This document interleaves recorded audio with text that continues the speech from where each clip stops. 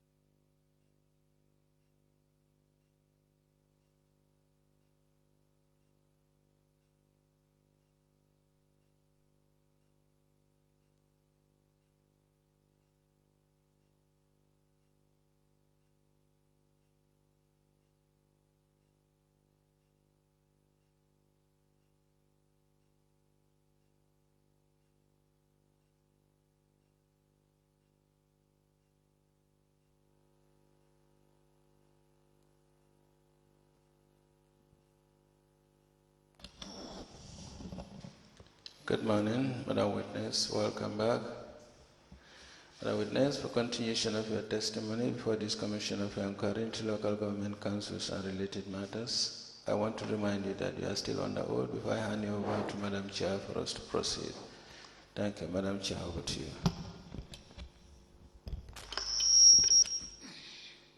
Good morning, Honorable Mayor.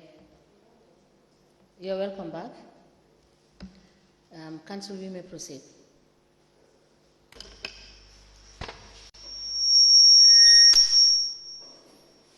Good morning, to the Honorable Commissioners, Honorable Secretary, everyone present.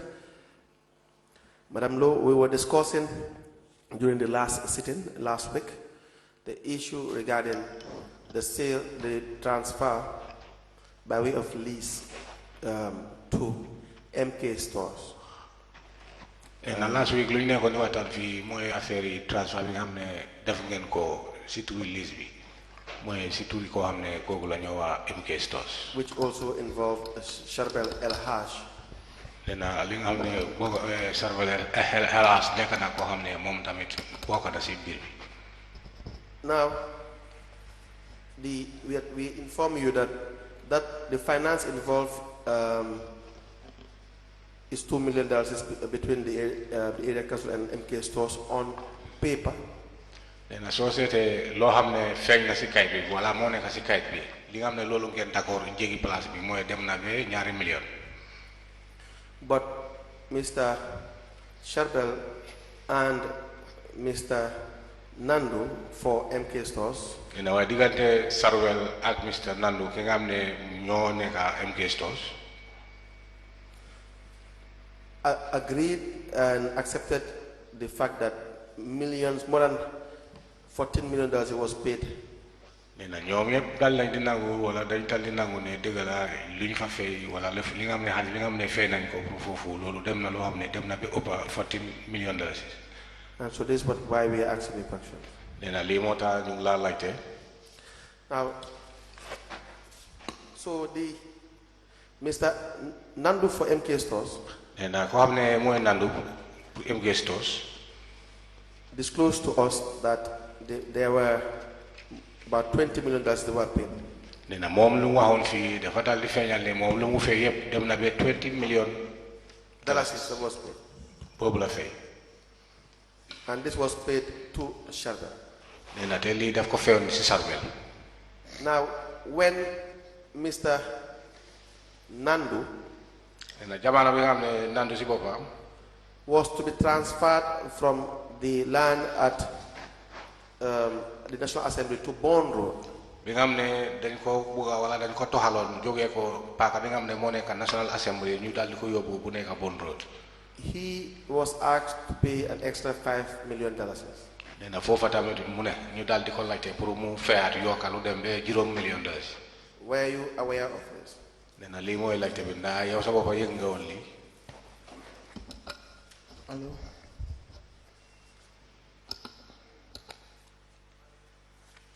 Please check the microphone, Dauda. The witness is struggling with the microphone.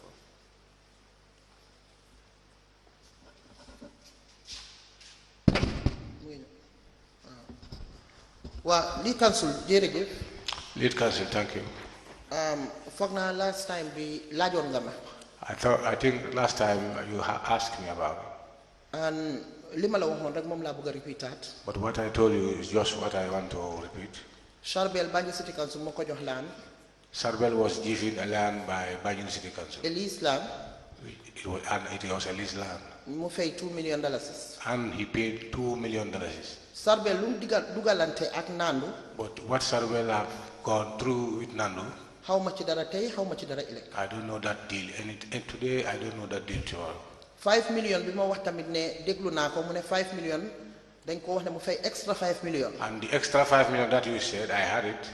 loolu musuma koo dégga. And I have never heard of that. Sharbel ne fay na Nandu ne fay na Sharbel $14 million or $12 million whatever. Whether Nandu said he have paid Sharbel $14 million, $12 million or whatever. loolu si suma CEO laa ko déggee maa ngi Nigeria mu yónnee ma audio. I only heard that from my CDO while I was in Nigeria, and he sent an audio to me. te foog naa audio boobu yóbbu CEO si boppam jox na leen ko. And I thought that audio itself, the CEO have given it to you. te foog naa li ma ko tontu tamit war na ko joxe.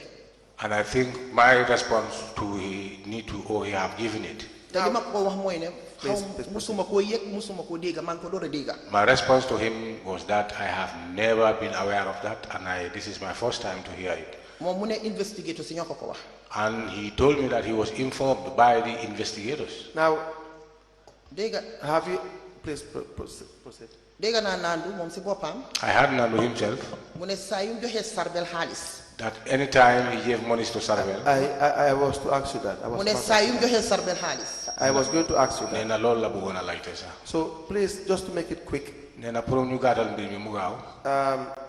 unless I forgot about something that is of importance, nee na xanaa mu fàtte loo xam ne tamit loolu dana nekk wala nekk na loo xam ne am na fayda. I'll be asking you these questions. nee na daf lay laajte ay laajte yi. So unless I say that that's all for this issue, nee na xanaa fu mu ne moom ji léegi mbir mi bi nga xam ne boobu la ñoo nekk te boobu jeexal nañ ko. and you want to clarify something on that issue, nee na wala nga bëgg a leeral leneen si mbir mi. you can always ask the chairperson that I want to clarify something. nee na loolu moom mun ngaa ñaan chairperson nga wax ko. And if it is granted, lii laa bëgg a wax pour if mu it's loolu. granted, you can just explain. nga gis ne su la mayee jamono mun ngaa leeral li nga bëgg a leeral. Now, Mr. Nandu for MK Stores said nee na nandu mi nga xam ne ñoo moo bàyyeeku MK Stores lu mu wax mooy. that whenever he gives money to Sharbel, he will always inform you. nee na jamono bu nekk bi nga xam ne duga wala jox na xaalis Sarbel nee na def la ko dee yëgal. Is that true?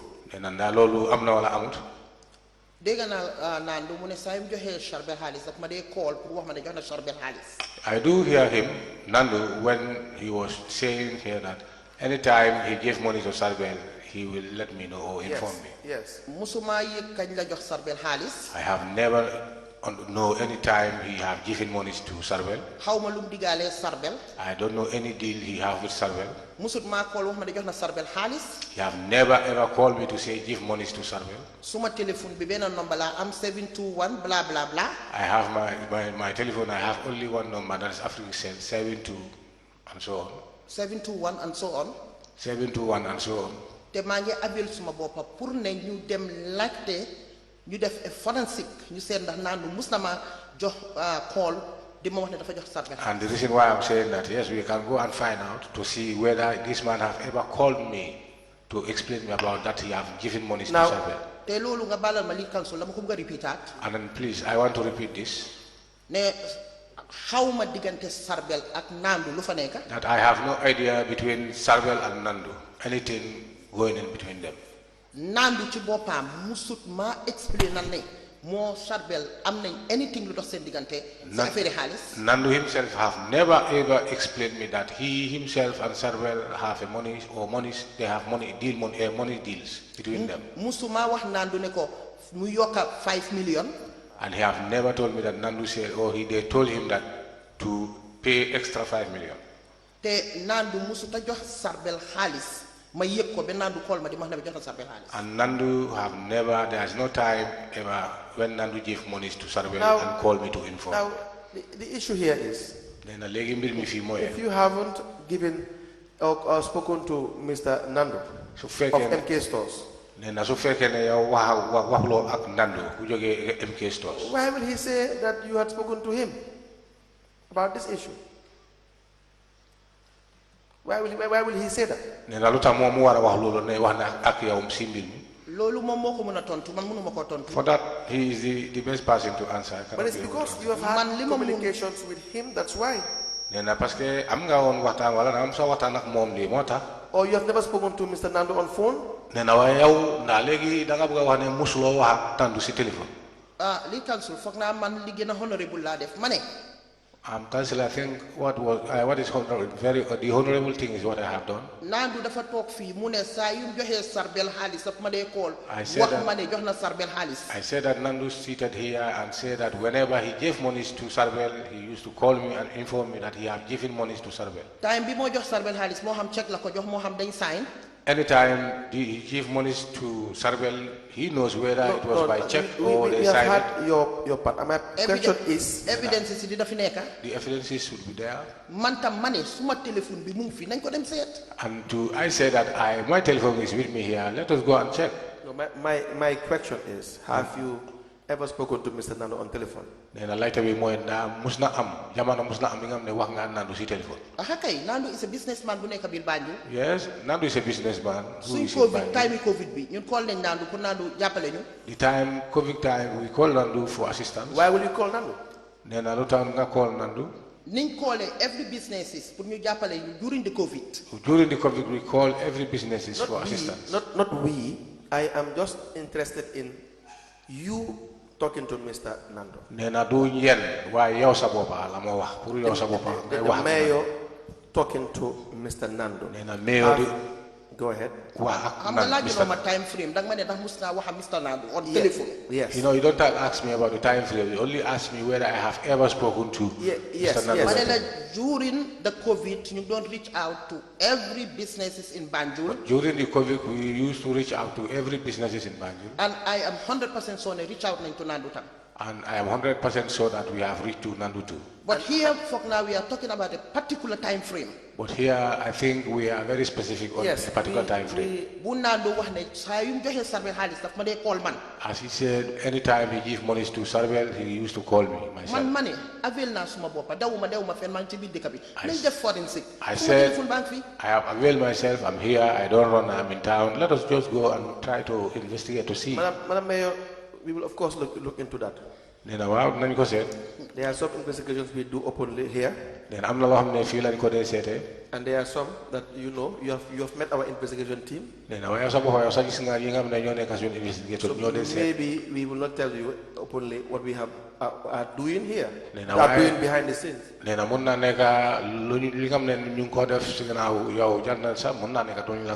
So we will just ask you questions here. And the investigation is still going on. Nando said he will inform you. And so we will find out as well. But the evidence is there. What I am asking you is, and which you have answered during the COVID, I am saying whether you in person, the person of Madam Lowe, whether you directly spoke to Nando on telephone. Is the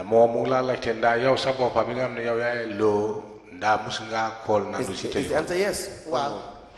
Wow, yes. Why will you be talking to Mr. Nando for what?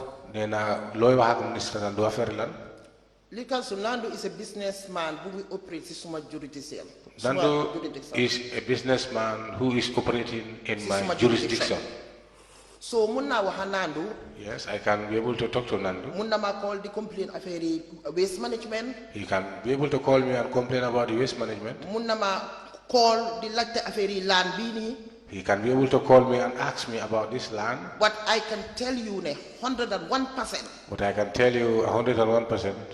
Time binga hamne Nando muge deal at Sarvel. The time that Nando was dealing with Sarvel. Do dem ga gis Nando call man.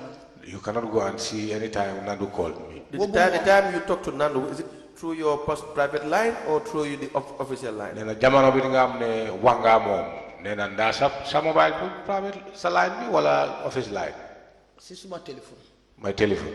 But you also have an office line. Then I do office line. Our lines, office lines are not working. Okay, since when? Then I repeat, right? The land phone is not working. The land phone is not working. Okay. Now, Mr. Nando through his lawyer Ida D. Drame and associates. Mr. Nando through his lawyer Ida D. Drame and associates. And Nando the father living the si lawyer Bekunya Ida Drame and associates. Wrote a letter to the address of the Chief Executive Officer. Then you bind the letter to Chief Executive. It's already exhibit. It is dated the 29th of September 2022. And you go in the 29th of September 2022. Then I be pare bungsi evidence. I will show you. Then a mom the flak way once. It is the letter with the heading MK Stores Limited, address to Chief Executive Officer with reference number 3019/N/13/FKJ. Please have a look at this document.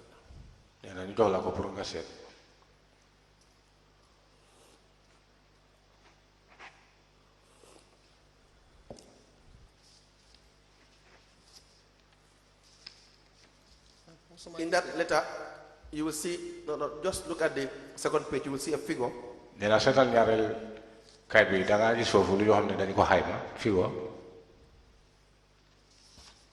That Nando is claiming 35, please just look at it, 35 million. You confirm that there's a 35 million that's his claim? You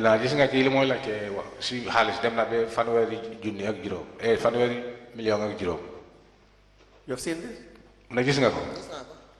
Yes. Now, Nando through the letter is saying that he is seeking a refund of his total investment in the amount of $35 million. Nena mom lu moy laajte mooy xaalis bi nga xam ne moom dugal na ko si mbiri business bi ba pare léegi lu mooy laajte mooy pour ngeen delloo ko xaalis boobu waaye léegi njëg bu mooy laajte mooy fanweeri million ak juróom 35 million. And this includes the purchase price. Nena lii bokk na loo xam ne xaalis bi nga xam ne njëg bi nga xam ne boobu la jëndee paaka bi. And other costs. ak loo xam ne dépense yeneen dépense yi nga xam ne bokk na si. Now, were you aware of this letter? Nena ndaa mbiri letter bi wala letter bi si boppam mbaa yëg nga mbiram. musuma gis letter. I have never seen a letter. musuma yëg affaire letter bi. I have never been aware of a letter. tey laa door a gis letter bi ak suma bët. Today is my first day I put my eye on this letter. musuma dégg sa ku ko ŋaan. I have never even heard anybody who talk about it. Now, mu ngi fi. Batchily is here. Now, Batchily lañ binda. I think it was wrote to Batchily. wax ko mu wax diggante ma yàlla ndax letter bi man mus naa koo gis mus naa koo dégg si suma noppa sax. And if he is to tell you the truth, whether I have ever seen this letter or I even heard of this letter. te su ma ko gisoon tam. And even if I have seen it. with all honesty. dinaa wax naa nu mu dem deal ak Sarbel. I will tell Nandu to go and make his own deal with Sarbel. Now, this letter, when written to the area council, the city council. Letter bi nga xam ne bind nañu ko ci city council bi. The city council should have responded to this because it is an amount of money they are claiming is way above what is stated in the lease document. Nee na loolu dafa war pour ñoo rek ngeen war a taxaw ngeen tontu loolu parce que xaalis bi nga xam ne dañ ko lim fii nekk na xaalis boo xam ne dafa bëri dafa ëpp xaalis bi nga xam ne boobu lañ dugal ci lease bi wala moo nekk ci lease bi. Correct? Nee na dëgg. Legal council. Letter bi kan lañ ko address. This letter was the address to whom? To the mouthpiece of the area council, the chief executive officer. Nee na foofa ci mouthpiece bi of area council mooy chief executive officer. So CEO bi dafa nga ne dafa reply to the letter. So the CEO said he had to reply to this? The CEO did not reply to this letter. Then the CEO replied. Okay. So what was your question, please? No, can I hear you very well? What was your question? Is it not proper that the letter should really raise concerns because what is in the assignment or the lease document will state that the property was allocated for $2 million, but then now the person is claiming $35 million. Should that not raise? So ko seete xanaa nekkut loo xam ne dafa jar pour ngeen def seen gëstu parce que kii kaar yi mu wax fii ak loo xam ne dafa dox ne na dafa xaala wutee parce que moom mu ngeen laajte fanweeri million ak juróom te soo seetee business bi bu mu dooree jaayante bi diggante yéen ak moom dafa dem ba $2 million kon da nga gis ne moom lu mooy laajte dafa war pour yéen tamit ngeen def gëstu pour xam. I don't know how ma lan la ko CEO bi reply. I don't know what response did CEO do. The CEO did not respond. That's my issue. Nena moom lu mooy wax mooy CEO bi tontu. Is it not the correct thing to, for instance, if someone is claiming more than you owe them, should you not say no, that's not correct, we don't owe you $35 million? Nena moom dafa foog ne loolu moo war parce que léegi nit soo ko amelee waaye su ñëwee lu mooy wax loolu dafa ëpp li nga xam ne loolu nga ko amelee nena dafa mel ni da nga ko war a wéy nga ne ko déet ma ngi la amel waaye du yaay njëg bi nga xam ne boobu nga wax. Do you understand? Nena foofu leer na.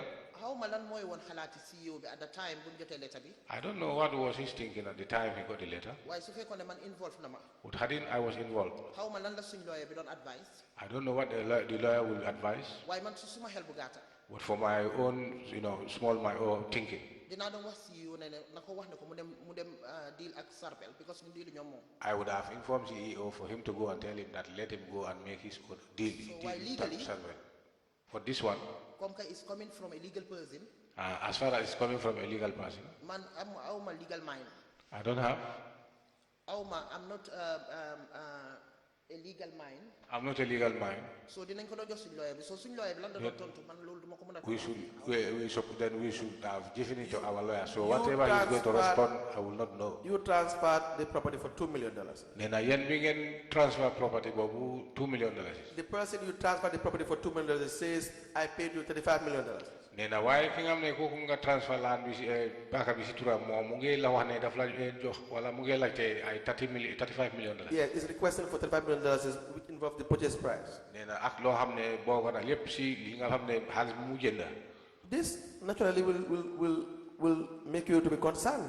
nee na lii definitely war naa nekk loo xam ne daf la war a nekk foog nga am concern. To say no, pour nga ne waaw déet. you only gave us $2 million. déedéet yow kay daal ma jox 2 million. You can't ask for $35 million. doo mun a ñëw nga laajte fii 35 million. That doesn't need a lawyer. nee na loolu laajtewut yëfi lawyer. Unless you know that what they are claiming for, they are entitled to. nee na sax naa su fekkee ne xam nga ne dégg la lu ñu laajte dafa war. Do you understand what I'm trying to say? waaye li council nee na xam nga lu mooy bugg a wax. li council foog naa man li nga wax rek laa la wax de ma ne la su doon man la man Batchily woon ma leeta bi dinaa wax naa lu ne ko. li bu dem yàlle ko Sarbel parce que ñun Sarbel 2 million lañu jox. I think what you are saying is what I'm saying exactly.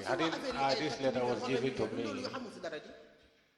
Now we have the lease agreement for 2021. nee na léegi lease agreement bi bu 2021. With the SR number 192/2021/MD. nee na number boobu number bi la moo wax ni. Now this was the one that was transferred to MK Stores.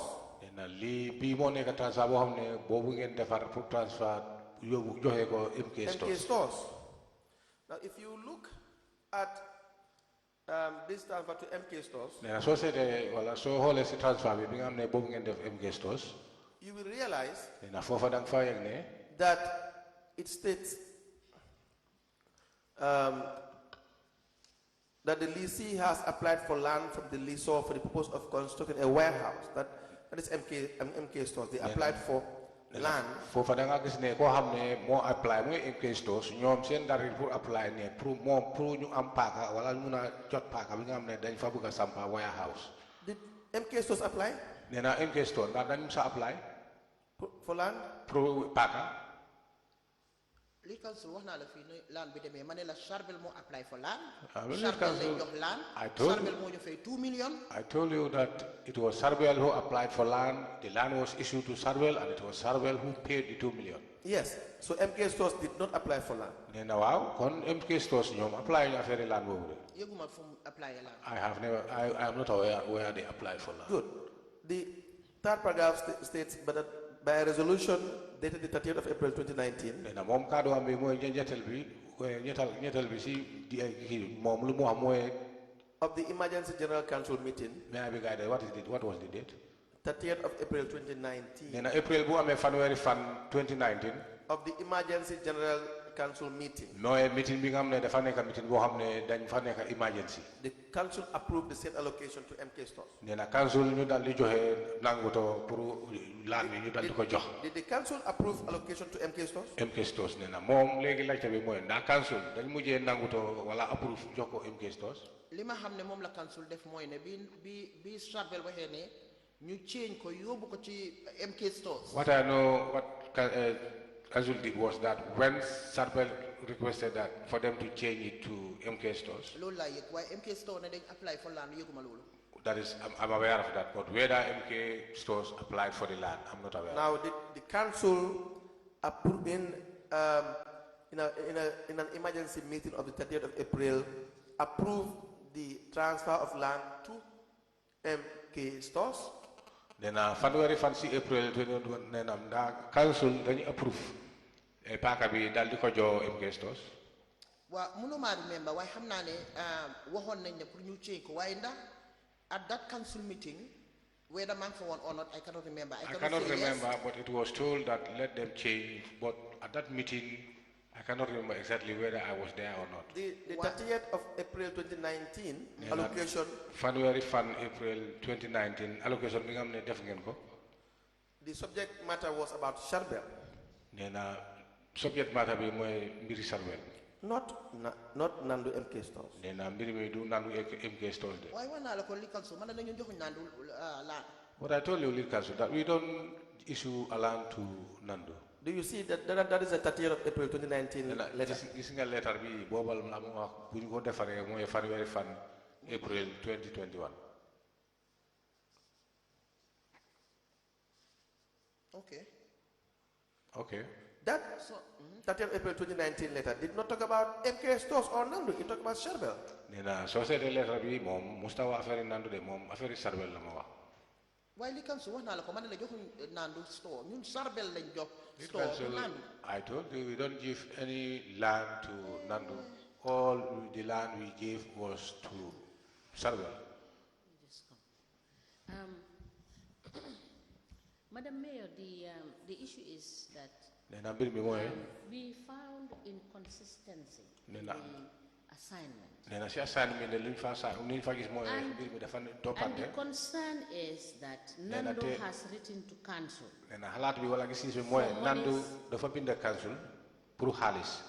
for monies we know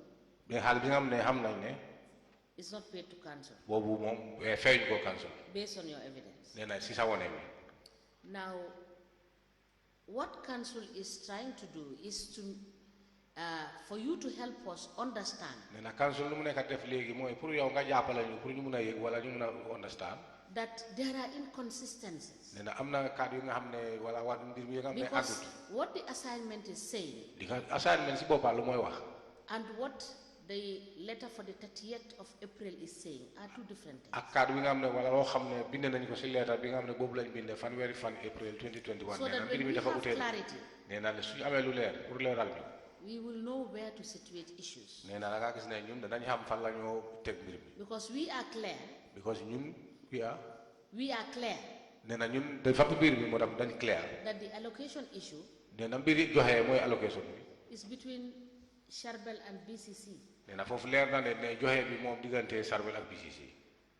the assignment came into play. But the assignment contained inconsistencies. So that is what he wants you to clarify for us. So that is why I just wanted to come in so that you can understand. Because the way you are answering, it's like he doesn't understand what you are replying. And that is not the case. He understands exactly what you are saying. Madam Chair. Yes. Madam Chair. I'm not the person. Madam Lowe, we understand that. There are certain things that are not within your purview. We clearly know that. Because you don't, and you have consistently said you are not a legal person. And we very much understand that. And you depended on the advice of the CEO and the technocrats for you to do the right thing. So if there are consistencies, we have to bring it to your attention for you to know that there were some inconsistencies which you may not be aware of. That is the issue. Very well. You may proceed. Madam Chair, the evidence so far is that the mayor is aware. That's why he's aware of the transaction. This evidence is from Mr. Nandu for MK Stores. The witness, of course, has the right to explain. Madam Mayor. Nena fi mbir bi yeb moy yow understand nga parce que Nandu si bopa wala yeg nga parce que Nandu si bopa wax na ko fi ne yow sa bopa yeg nga ko nena legi fi lul moy yow sa bopa ya wara leral sa bopa. So Madam Mayor, this letter on the 30th of April 2019 nena letter bi nga xamne bind nañ ko January 2019 April 2019 is such that it only gives Sherbel access to the land. In fact, we have already discussed the issue that Sherbel was never allocated the land. Allocation was never complete. In fact, it didn't even start. It did not even start. So there was no transfer to Sherbel. Now, when Sherbel said he wants a plot of land because he has a company that he is talking to in the name of Hisense,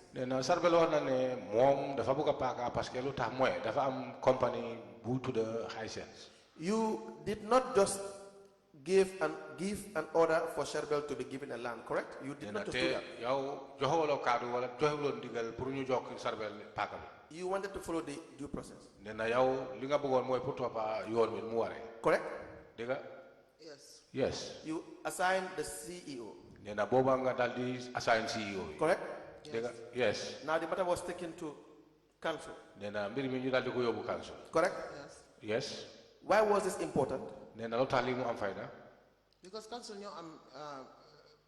the mandate put decide. Yeah, because the mandate is only council who got the mandate to decide. Thank you very much. Now, when Sherbel could no longer have the land because what he wanted the land for was, the purpose was defeated, even though we know it never existed. Nena legi Sherbel mu demé be ñaka paaka bi wala amul paaka bi parce que mom ci bopam li nga xamné lool moy ene be pour mbiri paaka bi neena wana ne loolu moy mujjota dox dafa doxut neena té mom ci bopam sax wala ñun ci bopam ñun dé dem nañ ba ñu xamné lu moy wax sax amut ben compagnie bu ñëw fofu. Now if Nandu or MK Stores want a plot of land, should they not follow the same process? Neena legi Nandu wala MK Stores ñom suñu bëggé land yi wala plot of land neena nda dafa warut pour ñu topa yoon bi nga xamné bo ben yoon bi la bu war bi. Correct? Diga? Lead council. Lead council. Wax na leen man duma lawyer. I told you that I'm not a lawyer.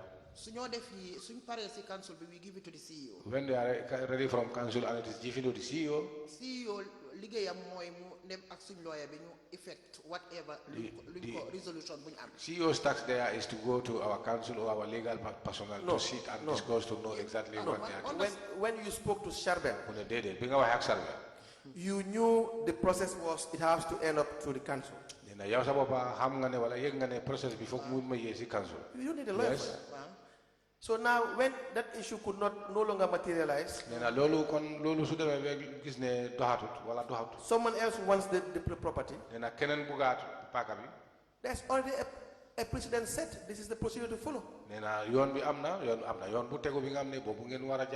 that not the case? Well, I cannot remember Fufu that you go back to council or not. I cannot remember. I cannot remember that whether it has been taken back to council or not. It was never taken back to council. Okay. Fine. Well, Japan you go back to council. So why man luma Japan moine property bi Sherbel moko mom, Sherbel mo ñu fay.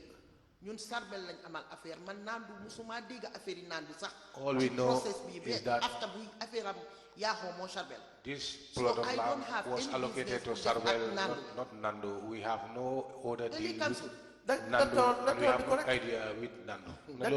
That cannot be correct. Do you know why? Do you know why that would not make sense? Because we are in 2025. These transactions happened in 2019. And when Sherbel had a problem, you became aware of it, correct? When he had a problem, you eventually became aware of the fact that he was looking forward to be moved.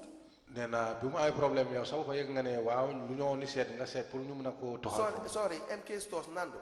MK Stores. That he was looking forward to be moved from Denton Bridge, from National Assembly to Bond Road.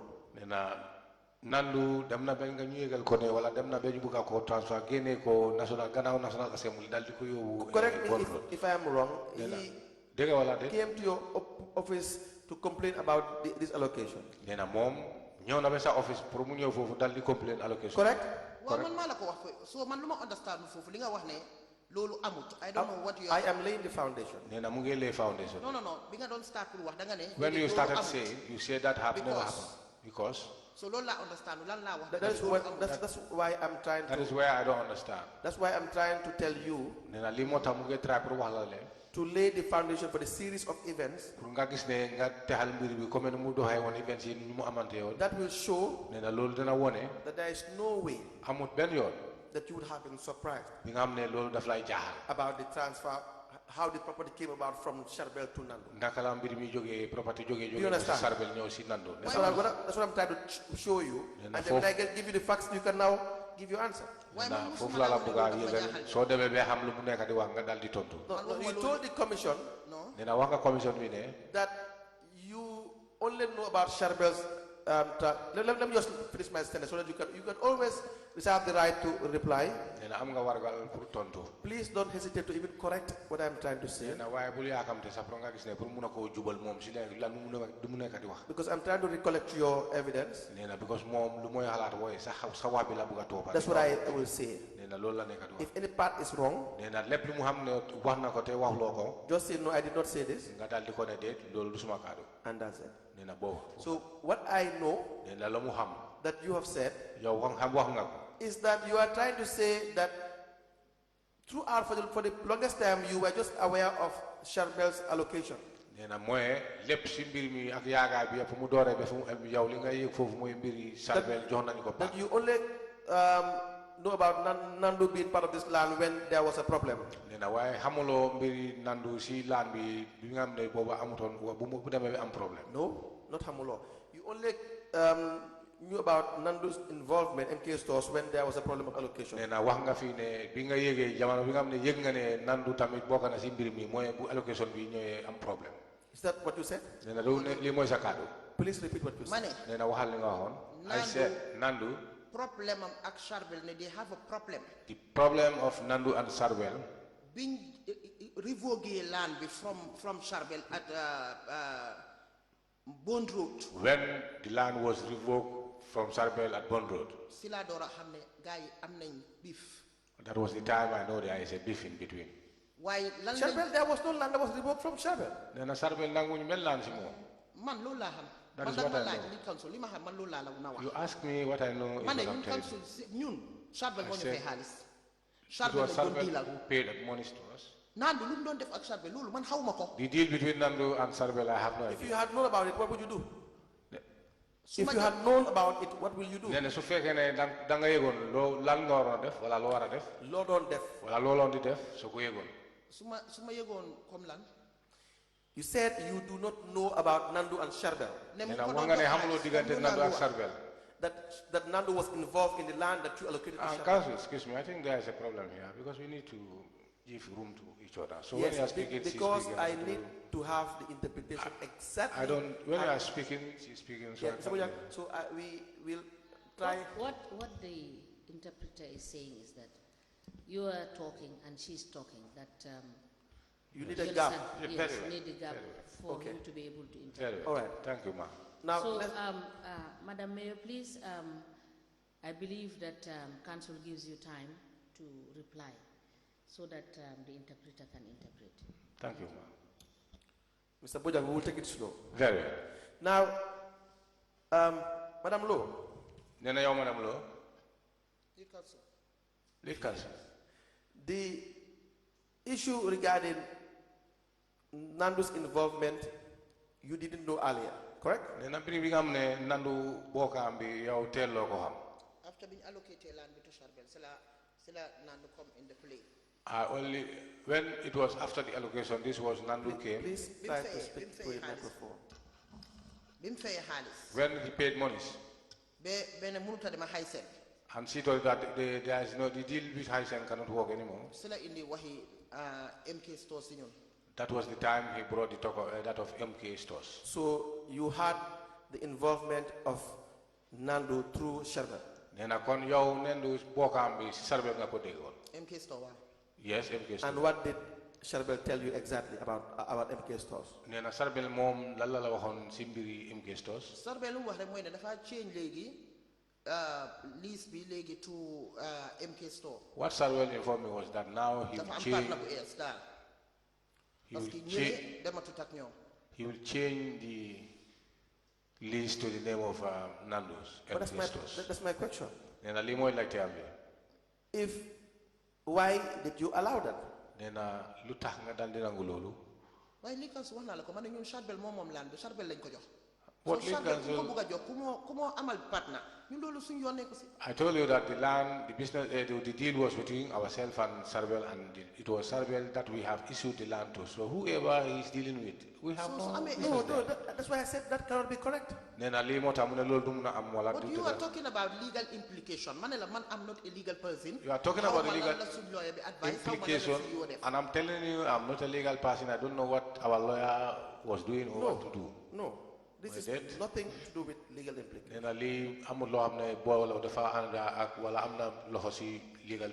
This has nothing to do with the legal implication. You can feel free to come with Sasum Silla of Council to explain this, to come with Sasum Silla and explain this better.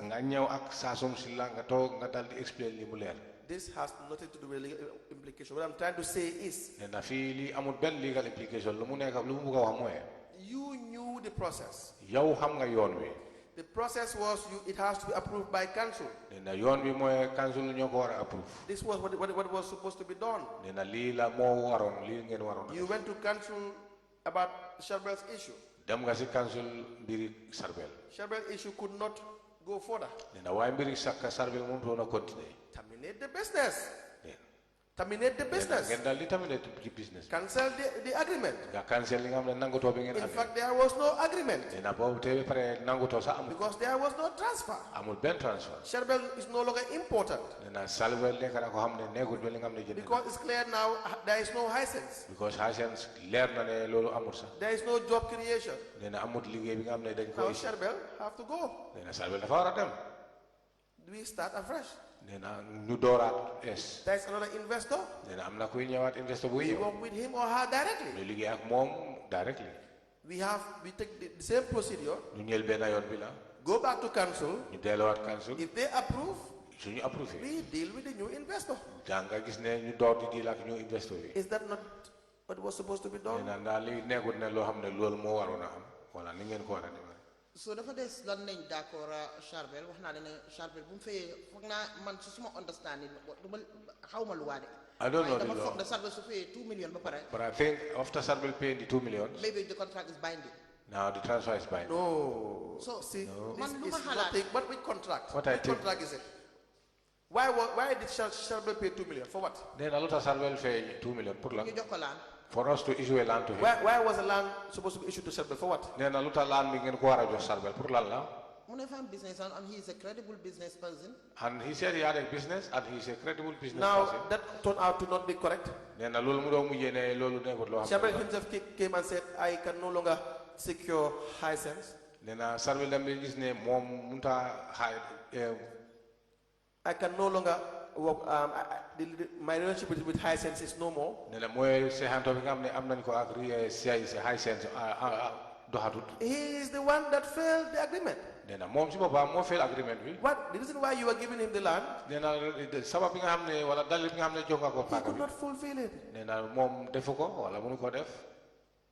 Dam ko waxe defu xam ko. nga ñun joxuñ xay seen laan bi ñun Charbel lañ ko jox. We don't issue land to high sense. We For the gave the purpose land of to- employment. Then You why- said it yourself. For the purpose of creating jobs for the youths, because there's a company that is coming and you guys, all of you guys were happy about it. The council was happy about it. Nena waaye sabab bi mooy pour nga gis ne ñu ngi isi liggéey pour xale Banjul yi mun a liggéey wala xale Gambia yi mun a liggéey. Waaye fan Lii laa moo tax ngeen dal di kontaan pour gaawalantu sax jox ko paaka bi. But I think that is the same purpose bu mu doon war a ñëw dafa MK store because wax nañu ne léegi am naa beneen partner mooy MK I think store. it's the same purpose that they are going to deal the same dealings with MK stores because they came and tell us that they have an investment so. Deal with MK stores directly. Nee naa kon ñu ngeen deal yéen da ngeen am seen deal ak MK stores directly. MK stores ñëwut si ñun Charbel moo ñëw si ñun Ustilaan. They don't come to me. It was Sarbel who came to us. Then don't deal with Sharbel because he is not the appointed agent of MK stores. Nee naa kon war leen a am deal si Sarbel parce que kooku nekkut ne ko xam ne agent la si MK stores. So you see where the problem is. Nee naa gis na léegi problème bi fu mu bàyyi. Nandu says Sharbel is your agent, the area council agent. Nee na Nandu lii la wax ne Sarbel moom agent area council la de. The evidence of the area council is as if Nandu, Sharbel is Nandu's agent. Nee naa te area council ñoom seen wone bi mooy Sarbel nekk na agent Nandu. If you had dealt with MK stores directly, they are in the Gambia here, Nandu is in the Gambia here, what is stopping you from dealing with MK Stores directly? Nena su fekkee ne seen deal bi da ngeen ko defoon si nandu directly wala MK Stores parce que ñoom ñu ngi dëkk fii MK Stores mu ngi Gambia nandu mu ngi Gambia nena lan moo leen aaye pour mun a def direct deal ak moom. Lead council. Lead council. ñun deal ñu MK Store because MK Store binduñu application pour Outland. We are not dealing with MK Stores. We are dealing with Sarbel because he applied for land and it was given to him and he paid. Then don't transfer the property to MK Stores because you don't deal with them. Nena kon warut sa wala warlo transfer property bi si to MK Stores parce que amulo ben deal ak ñoom. Waaye ki fay laana mu ne yóbbu ko dama ko dugal si turi kii. But the person who paid for the land said he will inside the name of this. That was the agreement in the first place. See, the issue that is clear here. Nena li mo nekkoon agreement si first bu yoon bu njëkk bi nena waaye loo xam ne mbir mi nga xam ne mu nekk fii léegi. Is that Sharbel? Nena mooy Sarbel. You the mayor. Yow mayor. You the two of you knew fully well. Yéen ñaar yëpp yëg ngeen ne. That there is no high sense. Amut high sense sa amut. No evidence of high sense. Nena amut evidence bu wane ak very high sense. No due diligence done on a potential company to do investment. Nena amuñ tamit loo xam ne nekk naa loo xam ne da ngeen def due diligence pour si company bi nga xam ne dañu bëgg a def investment. No interest of doing due diligence. Nena amuñ interest pour def due diligence. Because that was not the intention. Nena because loolu nekkut mooy ene bi sax. Then Sharbel in turn, once the council said yes, we can allocate land to you, let's now do the agreement. Nena naka la Sarbel dal di wondeelu mu toon bu demee ba mu gis ne waaw léegi dem ngeen ba am nangutoo léegi nañ ko defar. When council now agrees that we can now go ahead and do the transfer to Sharbel. Nena council bu ñu demee ba nangute ne waaw dëgg la léegi moom nangu nañ dem ñu def transfer ci The property was quickly sold to Nandu. Nena property bi wala paaka bi ñu dal di ko jaay Nandu. And Nandu knew. Te Nandu yëg na ne. He knew that the price was not 2 million. Nena moom xam na ne njëgi bi nekkul 2 million. Because he knew when he paid that 2 million, you know what happened? Nena bu mu fee ñaari million bi ndax yëg nga la xewoon. Sharbel went to Nandu and showed Nandu the evidence of payment of 2 million. Nena Nandu Sarbel dem na ba mu woon ko evidence bi nga xam ne boobu mooy fay 2 million boobu. Because that is the money that had to be in the area council's account. Nena because xaalis boobu moo war a nekk xaalis boo xam ne moo war a dugg si ak compte area council. The other millions, Nena ay million yu des. nowhere to be seen. Kenn gisu ko. So now if you had done due diligence, Nena su fekkee ne léegi ànd nga yoon wala def nga ko si yoon. it would have shown on your part Nena kon nga gis yow sa mbir sa boor. that you had intention am nga ene the right thing. pour def lu war. But you guys did not do due diligence. Nena waaye defal lu war rek. And so therefore, Nena kon si loolu si kaw the loolu. only conclusion is moo ne fu ñooy mooy pour gis-gis it was bi a mooy. deal among you people. It was a deal among Sharbel, the mayor, and Nandu. ne yéen ñetta yëpp bokk ngeen si deal bi yow sa boppa. That is the only conclusion. Nandu ak Sarbel. Nena foofu rek la ñoo seet. Lead council. Gis-gis bi yëpp foofu la. I will repeat it 100 times. So suñ toogee fii we gonna the same thing like what? Real council, I'll repeat this 100 times, and when even if we stay here till the It is same very thing. painful ne Nandu dafa ñëw toog fii wax li ko neex. It's very painful that Nando came here and say whatever he want to say. ba tey nga ngi wax ne man diili Nandu ak wax naa la ne Nandu ak Sarbel liñ def xawma ci dara. You are telling me that I knew, and I told you what Sarbel did with Nando. I have no idea, no nothing. xawma ci dara tey xawma ci dara. I know nothing today more. I know nothing tomorrow. yëguma ko. I was not aware. wax naa la loolu again yaa ngi wax ne comme Hysen man xamoon naa ne Hysen doesn't exist. And you said that that Hysen, I know that Hysen You was ought to not know, existing. Mayor. Then dafa war. Were you not in a position to know whether Hisense exists in this deal or not? Nena xanaa warut pour nga xam ne Hysen bokk na si deal bi wala mu ngi amee wala déet. Lead council man Hysen ñëwuñ ci man. Lead council Hysen did not The came to. person that came to you, Nena ku ñëw si yow. was the council not supposed to verify that? Nena xanaa council si boppam waroon na seet si loolu. waaye wax naa la ma ne la ñun affaire yi laan ñu ngi ko doon jëkk a def boobu mooy suñ first deal bu ñu am si affaire yi But laan. I told you this was our first deal about No, no, land. no, We no, have never ba had pare any ba pare land. in fact sax man dama doubt Sharbel is a credible businessman. And to be fact, I know Sarbel is a very Mayor, you cannot say that. businessman. Nena don't I know don't think Sharbel is a credible businessman. Nena moom foogul ne moom is a Why credible. do you think Sharbel is a credible businessman? Nena lu tax nga xalaat wala nga foog ne moom is a credible businessman. because comme ñun bu ñu nekkee xale ni ñu doon déggee Sharbel NTC ni ak ni so So brand name la in the Gambia. Because when we were young, we do hear him Sarbel bring in that does not make him credible. Nena lol tar mu nekk credible. Maybe this is what he had been doing. Nena mun na nekk li la nekkoon di def. It's a possibility. Nena mun na nekk. It's also a possibility he never did this during the time. Nena moom tam mun na nekk tamit musu You ko def si jamono. are not in the position to talk about the credibility of Charbel. Nena yow amuloo position boobu pour nga war a taxaw di wax credibility. Because you never dealt with Charbel. Because musuloo am dealings with Sarbel. Where in 2 or 3 occasions it has gone the right man. Nena bi nga xam ne benn yoon ñaari yoon pour nga gis ne daw na si yoon wala dégg nga def ngeen ko You si can't yoon. talk about Charbel's credibility. Can Nena you? kon doo mun a fi ñëw fii nga wax ñu credibility Sarbel nena doo mun a wax loolu. Do you think you are in a position to talk about his credibility? Nena foog nga ne yow yaa ngi si position pour wax affaire credibility Sarbel. No. That's it. That's it. And please don't be fed up with me. Nena bul soona si moom de. I am just only trying to test your evidence. Nena moom lépp lu mooy def pour gis sa evidence test sa I will repeat that. I'm just trying to test your evidence. Nena mu ngi test sa evidence. I can say you are not in a position to talk about Charbel's credibility. Nena daf lay wax ne nekkuloo si position pour nga test Sarbel If credibility. you have evidence against that, Nena soo amee evidence against that. you can always come up with, I have dealt with him X, I have dealt with him in that manner, and therefore I think I'm in the position to talk about Charbel's credibility. Nena kon mun nga ñu woon ne fële la fii la ex la nena kon ba léegi loolu mun nga dëgëral nga ne ko Do you waaw ba understand? léegi am na wargal pour wax affaire wax naa la credibility. ko ma ne la ñun bu ñu nekkee xale li ñu doon dégg si Charbel. When I told you when we were young what we were hearing about Sarbel, Charbel li ñu doon dégg as a credible businessman from suñ parents yi. Sarbel he was a great businessman. We had it from our Man parents. li ma ko xamal loolu lay wax de. What I knew from him is what I'm telling Do you. you not think you've heard about Charbel being a successful businessman? Nena mooy mbir yi nga déggoon mooy Sarbel nekk na ko xam ne dafa nekk successful business. As opposed to credible. Nena loolu bokkut ak looy ak credible. The two are different. Nena mbir mi ñaari bokkuñ. Successful, yes, he is. Nena successful. He Nena was. waaw he was. Credible, I don't think Then you have I saw evidence that- to that. soo ne credible nena foogut ne am nga evidence boobu de. That's my point. Nena foofu mooy point am bi. The same with Mr. Nando. Nena yëpp benn moom mbir mi la benn mbir la ak nan. No evidence of their credibility. Nena amul benn evidence bi ngay wax ne seen credibility. So, on this issue, to conclude on this issue, Nena léegi pour emale mbir mi wax bi. my position is, na moom taxawaayam bi mooy. as mayor, comme nekk nga mayor. Charbel came to you. Sarbel mu dal di ñëw si yow. You said it yourself in evidence.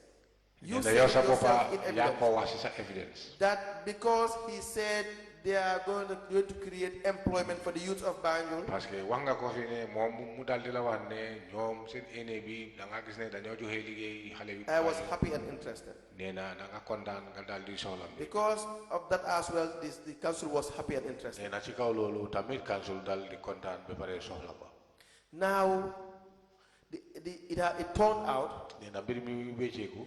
that there is no one single question anyone asked Nena li nga xam ne wala mbir mi nu mu demee kenn amul benn laajte About benn laajte Hisense. sax pour ñu mën a laajte. About Hisense. mbiri Hisense. what kind of business, Nena ban façon business. where they have a partnership agreement with Charbel. Ndaa ñoom ak Sarbel dañu am partnership agreement. Can we meet them? Ndaa mu ngeen a mit gars What yi is the nature of their investment? pour mun a xam lan mooy seen nature of How many youths investment. do they think they can employ? ñaata youth lañ foog ne loolu lañ mën a jël. Can we have contact with Hisense? Ndaa mun ngeen a am contact waxaam moo ñoom.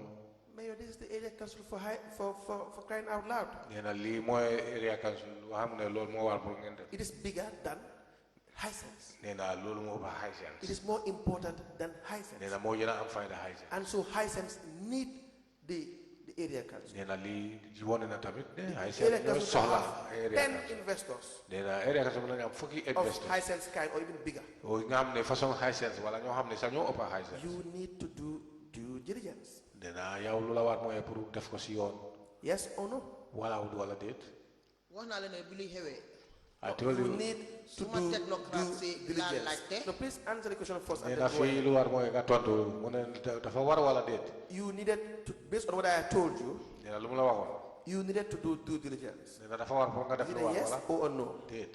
moo tax ma jox ko suma technocrates yi pour ñu advice. This is why I have given it to our technocrats for advice. And did they advise you about Hisense or not? nee na dañ la advice mbiri Hisense wala déet.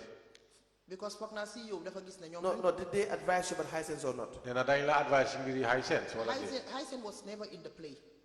Hisense was never ñun lu ñu xam rek mooy ne.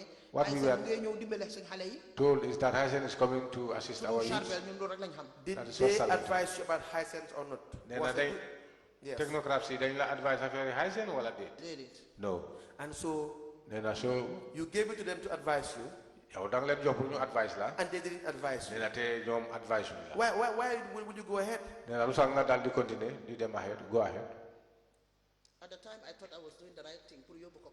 At time, I thought I was doing the right thing to take it to council. Council too did not do any due diligence about Hisense. Then council time definitely due diligence about Hisense. We confirmed this the last sitting. Then Ali then go confirm on the last sitting. Why go ahead? Ngadali continue. Li council musuma gis fofu ñu joxe fa lan sax di dugga ci yi nga wax ni yépp. Council, I have never seen them issuing or issuing a land, but in the future, whatever, whenever, or if we are to give a land, then we think about it. But all the lands that we lease, all. I don't see any process that he carried out, or it was went like doing the right thing. Then I put the floor has nothing to do with who did what. Amut ben loxo ci li xamne kan ku nekk wala nga ne ki mo def li wala kale mo def la doing due diligence neena def lu war is standard operational practice neena lolu nekk na ne standard operational practice that's basic neena basic la that's basic neena lolu mom lu like I said to you, if you have your business neena so amé sa business someone comes kenen ñew and they tell you that they need XYZ because of this neena dañ bëgga XYZ because of ki li you will ask evidence of that. It's as simple as that. So there was never an intention to do due diligence. Not even to ask one question. That is why I said, if you look at this transaction, it's shady. It's a very it's a conspiracy.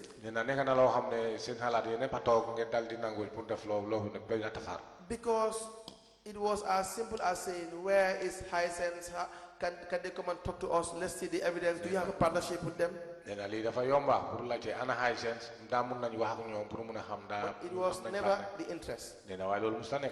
Sharbel was only speaking to you. And then things were happening with CEO. And that's it. So, unless you have anything to say about this land, we can move on to other issues. Lily, because so the shady. Because you said we did not ask Hisense. But I don't remember it is shady. And Nandu too, we don't ask him anything. Because our intention, we were purely dealing with Sarbel. Our intention, as I told you, that we are purely dealing with Sarbel. And Nandu, you will not ask Nandu any question. Nandu don't go like a Ben question. But that was not also the intention. In fact, you all just told the commission you never had any agreement with Nandu. Everything was about Sharbel. That it was Sharbel who told you, please transfer this property. That letter is here. Transfer the property to Nandu. Sharbel mola wahon letter be mungi fi transfer land. And you immediately just transfer. You tap transfer. As I said, when we were transferring it to Nandu, because the area council is not interested. Yes, because you don't have interest. Because there is no interest to create employment. So that's why you wouldn't ask any question regarding a company and investment, because there is no intention to create employment. The intention was to create employment for the youths in this particular land transaction. You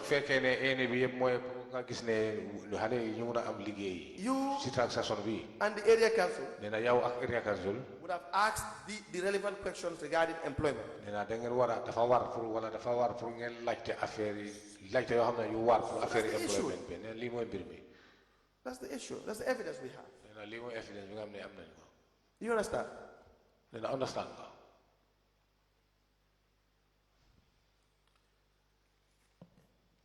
Do I proceed, Mayor? Yes, this was why I said before you. I want to say anything, I want to say something. I want to put emphasis again and put my evidence. I want to emphasize and put emphasis in my evidence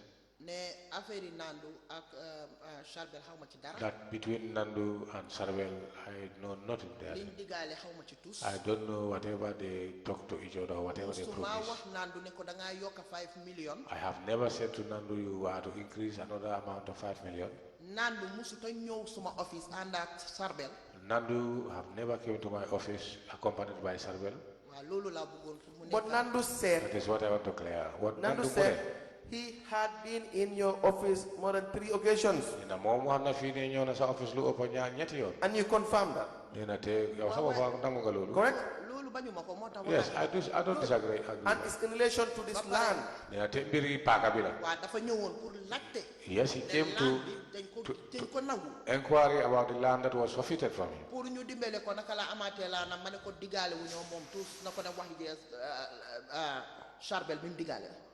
That led him for him to have another, for them to allocate him another land. Did you call your CEO to attend this meeting? With you, go to Sarbel and discuss about him. Did you call your administration to attend this meeting with Nandu? Nena self administration be danglen on pour ñu mëna fekk meeting bi ak Nandu. Nandu no, because Nandu mo domam ñoo andon ak keneen benen time mo anda domam ak keneen tam benen time mu ñew ak loyam ak keneen. Nandu came there with his son, and next time the second one he came there himself, his son and the lawyer, and because the third time he came there with man gom na ne loyam bi I believe his lawyer. How my ñeneen ñim andalon di way mënu ta dugal wax ci bir gémeñu loyam bi. What I don't know the person he accompanied with, but he cannot be able to say anything to his counsel. And when his counsel came, he don't even mention about writing the letter. The question is, why did you not call your administration, your CEO, to be present? Mr. Nandu is here. He is here to follow up the issue of the land. At first, I told him to come to your office, but he keep on coming here. Let's have a meeting and solve the problem. Why would you not call your CEO or your technocrats? Wow, we wala like to be more luta yao all on yingam ne nyo nekasaron moy CEO wala technocrats si pour ñu mëna to ngal leen nandu mu ngi ni ñew na fi ben yoon ñetti yoon wala ñeneen more than 3 meetings. Dama fogg na jël to my CEO because wax na ko ñun amu ñom affaire na dem waxa Sarbel. I thought that it was not necessary for CEO to call CEO because I told him that we don't have any deal with you, let you go to Sarbel. The first time. And he came back again. Now tell us why. The same thing.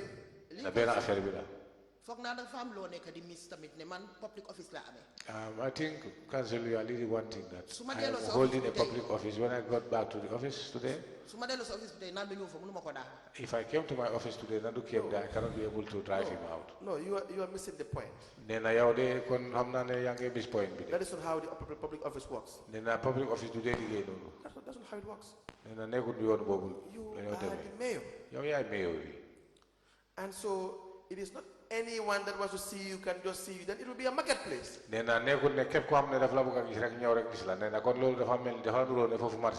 were there to serve a purpose. You operate based on regulations. Madam Mayor, you were kind enough to accommodate Nandu into your office. Welcome to office. He spoke about a plot of land that he got from the area council. You referred him to the CEO. Correct? Sarbel, not Nandu. No, I'm talking about Nandu. Now, when Nandu came to your office to complain about the land, he came more than 3 times. Yes, the first time you told him, well, you have to talk to the CEO about this, correct? Correct? Yes, fine. Yes, with fine. Sarbel. The second time he came back again. Yes. And you told him back to go and talk to Sarbel? He said to me he could not be able to see Sarbel. And so you told him to go to Yes. The third time, I tell him to go and see his lawyer. The third time, he came back again. Same issue. Mayor, he was going to the person that he had an agreement with. That is why it is more than once. That's why it's more than twice. On the same issue. And you cannot stop him. Because you knew how much he invested. So you cannot stop. That's fine. I have no idea. That's okay. That's all right. But you have told him, look, I cannot deal with this issue. I told you I cannot deal with this issue unless you have something else new to talk about. I can address this. Go to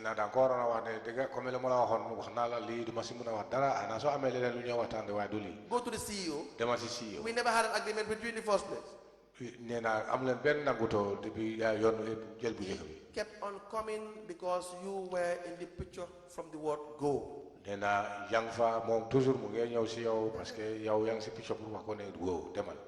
Why lead council? Lead council. Opinion la. I think that is your opinion. And what Nandu have said here. You cannot say what Nandu said and put it on top of what I have said.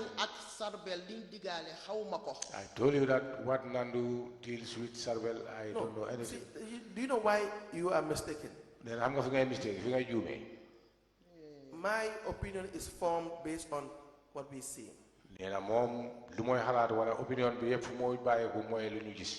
Rest assured, if the evidence change and it has to be in your favor, I will tell you it is in your favor. I fear no one. I fear no man, Madam Mayor. That is not in the picture. I can tell you free of charge. We don't want to implicate anyone. If at all any evidence comes up that is new, that appears to exonerate you, I can guarantee you in the open, and then if I have a meeting with the commissioners, I will bring it up. Because, see, Madam Mayor, no one paid my school fees except my father. And I owe no one my oath except to God. And I will repeat our position. Our position is that it is a conspiracy between you and Nandu and Shaka. And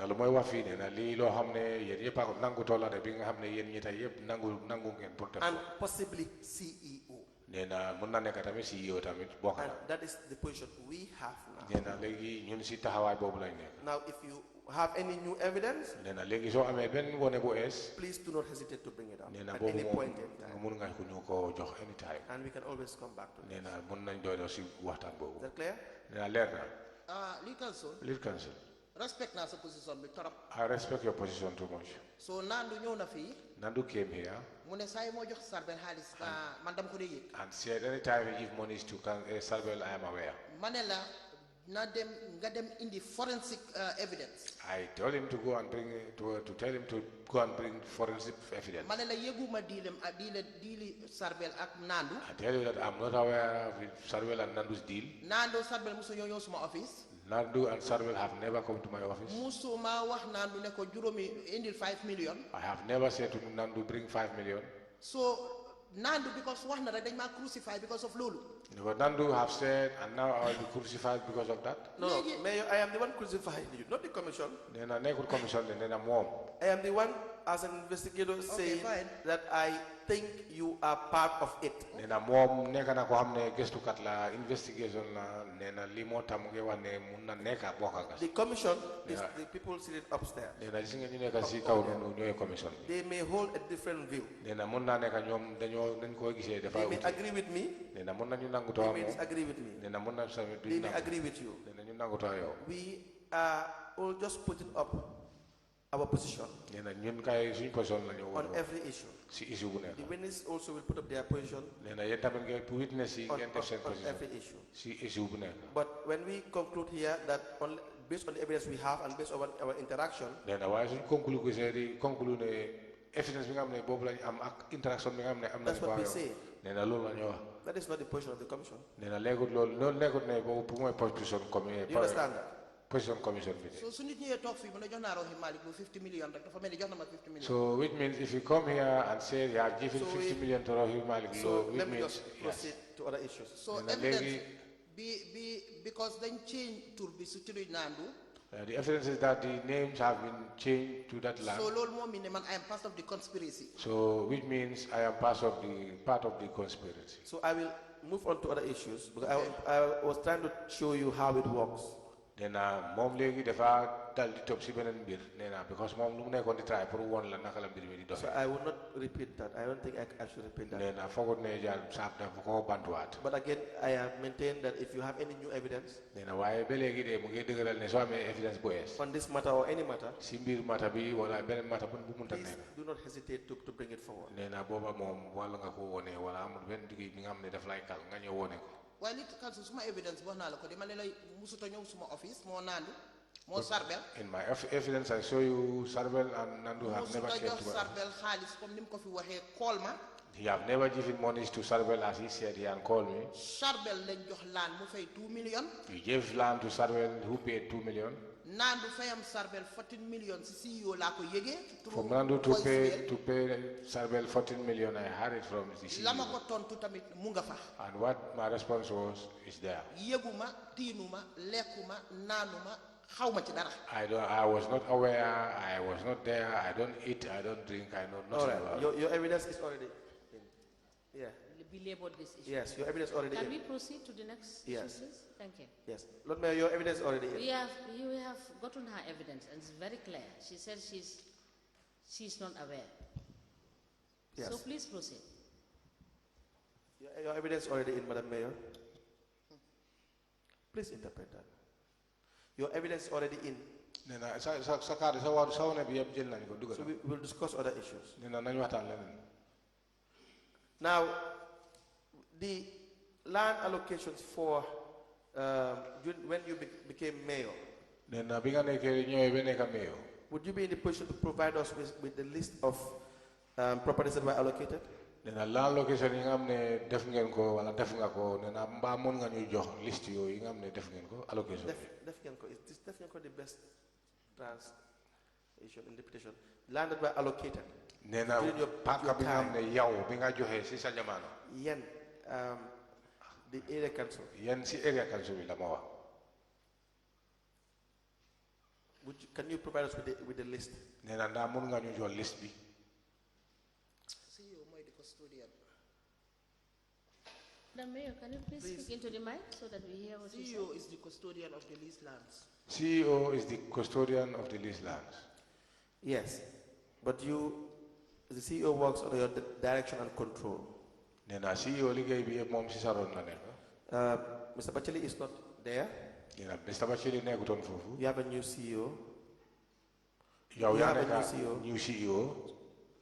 You have a new CEO. nee na da nga am CEO bu ees.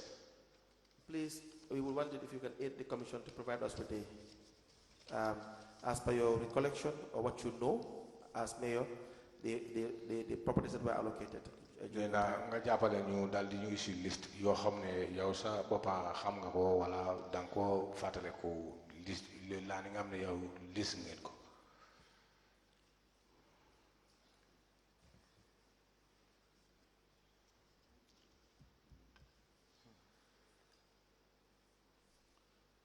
I also have a question that I want to ask you. We have your former director of finance, Modou Camara is no longer there, is he? nee na Modou Camara nekkatul foofu léegi. The BCC? BCC nekkatul foofu. Wow. Yes. I'm sure whether he is still with BCC or not. nee na ndax mu ngi BCC bi léegi wala déet. Nekkatu ko. He is not there anymore. In his statement, nee na moom statement am bi mooy. he mentioned the issue of a Moroccan fund. nee na wax na fi affaire yi Moroccan fund. Moroccan fund. Moroccan fund. Let me read to you. It says, regarding regarding council's funds being expended on renovation of the Albert Market apart from normal maintenance as per our budget allocation, I am not aware. However, there is a Moroccan fund that is doing some structural works at the urban market, and they are in limited financial and operational data as far as my position is concerned. I know that there are funds and funding from the Moroccan Fund, and interestingly, it is not under the supervision of the Finance Directorate, and its activities should have been treated like any other project. Lulu was a Rafaela funding. What is Rafaela funding? Okay, please explain to us. Yes. I'll bring. It was Rafaela funding. It's about Rafaela funding. Can you please explain to us The details about that funding? It's Rafaela funding. Lu xewon moy Rafaela funding, what happened was dañ ko apply through suñ partners yi. we applied it through our partners. Nga xamne comme mayor bu jigen ñu partner together. Like a mayoress and a mayoress, they partner together. You def Rafaela funding. And we did Rafaela funding. So everything is there, very clear. Everything is there, it's very clear. I'll bring it. And the funds were paid to the Rafaela account. And the funds were all paid to Rafaela account. And it was to structure the pharmacy. And for the structure of the market. How much was the amount? Boreholes. And some boreholes. Okay, how much? So boreholes in Yobulen, see, because Rafaela is for the whole Gambia. Because Rafaela is for the whole country, Gambia. Boreholes to the rural areas. And the boreholes were taken to the rural areas. Benefit. So that they can do benefit. So after being pare. But after when we are ready, the inauguration. They came and do the inauguration. So the government partnership and mayor new together. And the government partners and the mayor came together. We went to the market. And from there we went to Jara where the boreholes were. I commissioned everything. And everything was commissioned. Retirement. And we did our retirement, give it to them, and they left. I think the funding was about $150,000, $200,000. I cannot remember because of Ayaga. I cannot remember exactly how much was the funding. If it was not 150, then maybe 200 euros. But I'll bring all the papers for you to see. All right. Thank you very much. Thank you very much. Yes, let me just find out. Honorable Mayor, you indicated that you will avail us with the resolution, which would have allowed us to see the discussions. Wow. Yes. So yes. please, were you able to get? Suma deputy mayor. What happened, my deputy mayor? Since I was here. Them not pour the minutes. We went to check the minutes. But till in the morning today, he was telling me. So contact the clerk. So he contacted the clerk. Contacted the CEO. And he contacted the new CEO. Right now, and right now, when I was speaking to him in the morning, he was searching by the records. At the time, and the time I came here, he was texting me, telling me that he could not lay hands on them. So during the break, I will check whether he got it or not. Why the last time But the last time I was asked to bring some documents. Yes. They are here. Yes. Let him just quickly finish that, and then we can admit the documents before we go for lunch. Council? Yes. The witness has some documents, so you could quickly finish up, and then we can get the documents admitted. She has some documents, she said. Yes. Do you want to proceed on what? No, we can have the documents. Okay.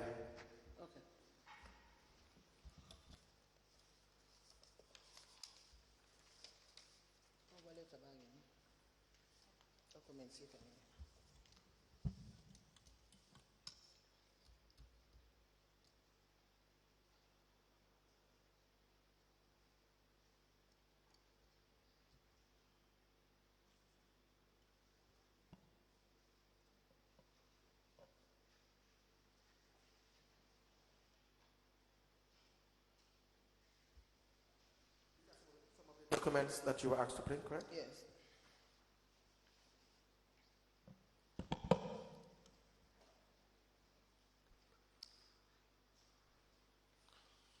And this is the cover note for what you have.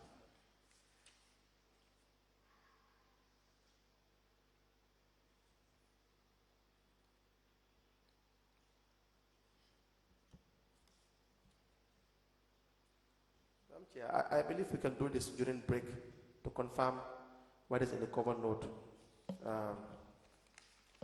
It's about 14 documents, so that when we start after break, we just admit it once and for all.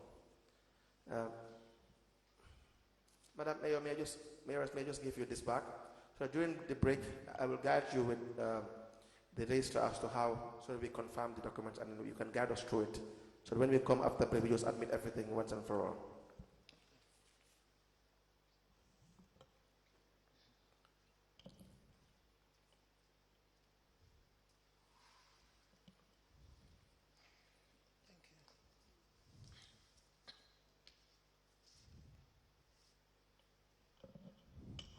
Now, there is an amount of $2,055,944.75 bututs. Do you call this into your account, please?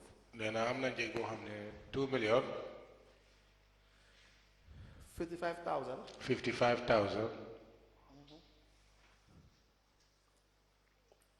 $944.75 bututs. $944.75 bututs. Found into your account that you said in your statement was given to you by Juliet Mikoni. You recall this? This is account. Why you saw me Juliet? Do you recall this? Then I'm not going to 2 million. 2 million. Just look at your statement of the date is the 5th. I'm sorry, page 5. Then I said that's just statement, be page 5.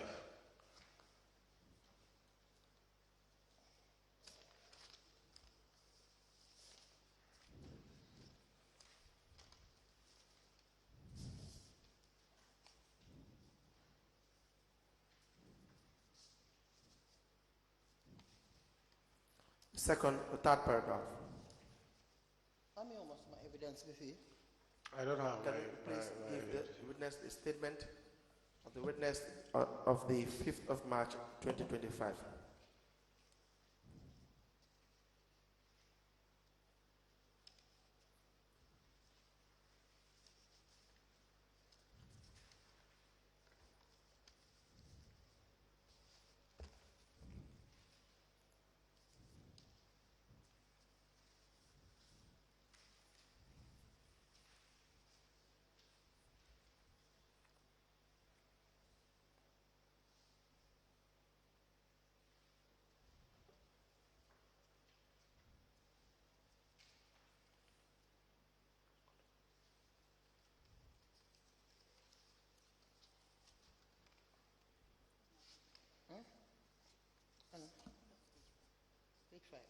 Page 5. Page 5.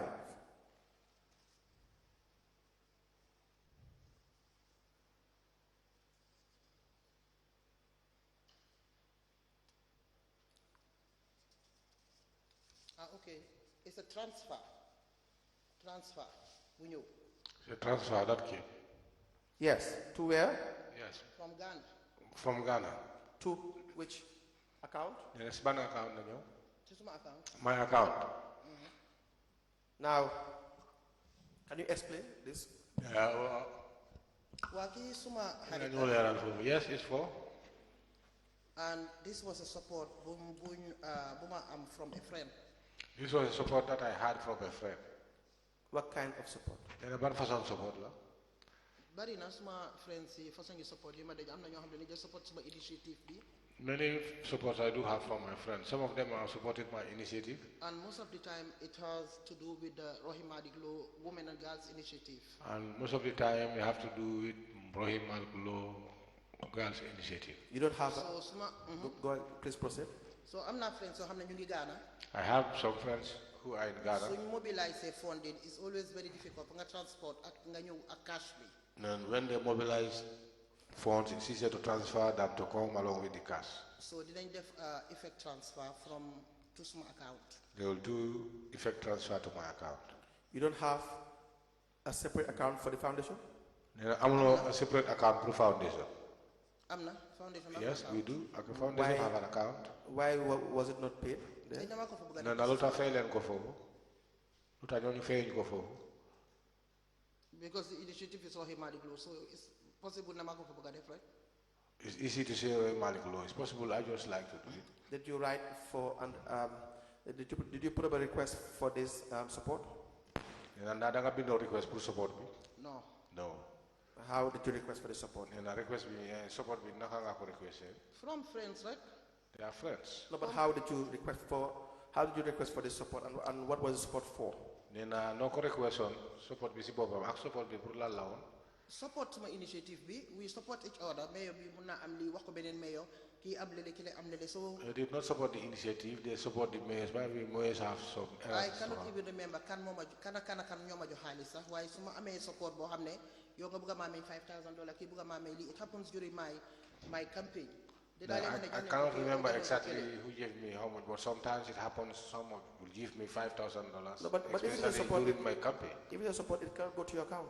Then if it's a support, sir, you cannot dem si account. Luther? Why? Because that's your private life. Then about a private line. The support would have been not for you personally, unless you are saying it is for me.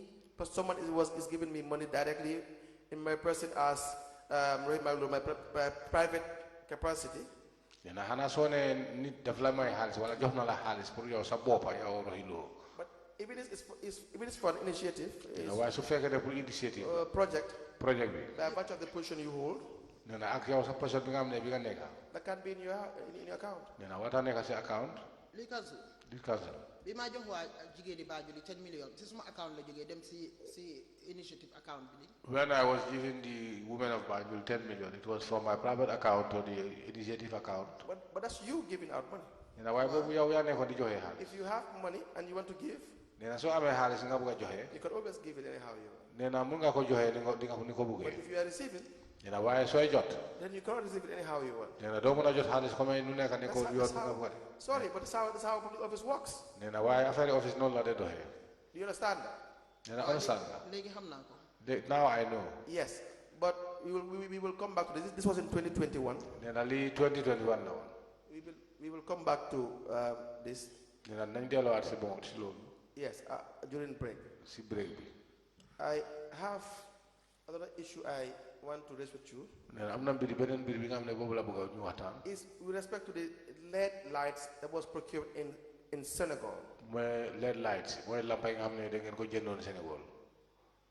Please.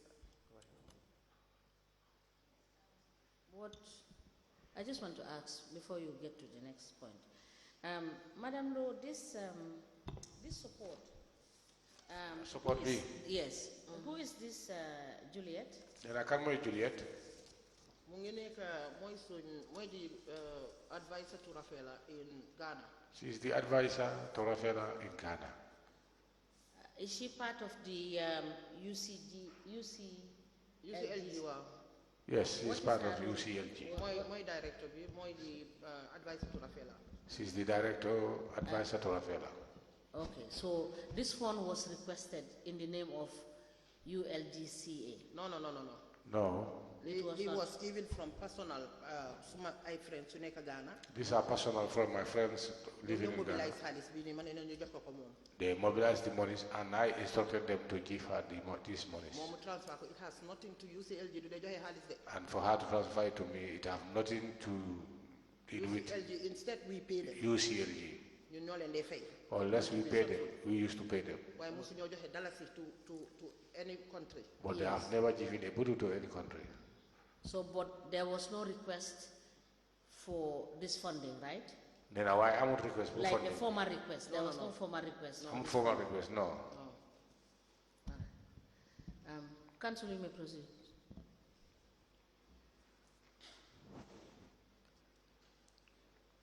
Now, just so some quick ones. There was a time, you can find this again on page 5 of your statement.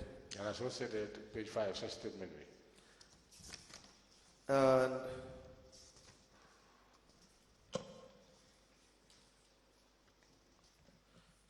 that an amount of $1,800,000 was transferred to your account. And $800,000 is government transfer account. By Adama Fofana. Ke kuko transfer moy kunyewa Adama Fofana. Page 5. Yes, please. Page 4. Yeah, page 4. Wow. Do you recall what this was for? So Adam suma dom la. Adam is my daughter. So suma raka bu jigen mo international appointment Nigeria.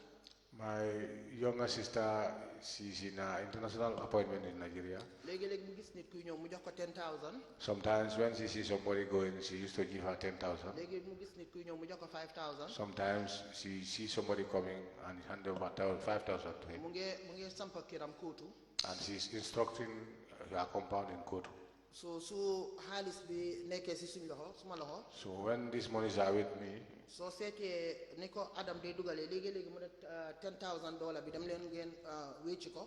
If you check the way he was giving me money, sometimes it will be $10,000, then I go and change it. Adam dina ko wécci dem dugal ko ci sama account bi. And it will be changed and put it in my account.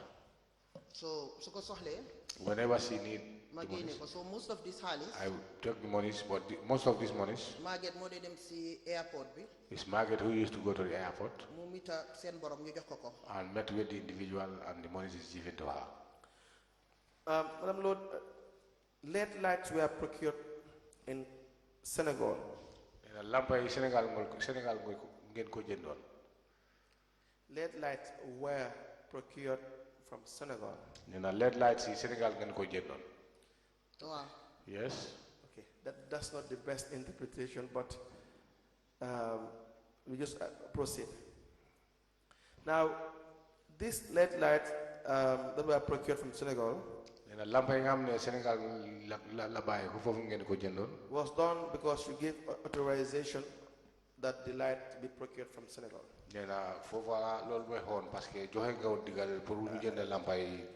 Last time I informed you that even though GPPA did not agree with this procurement,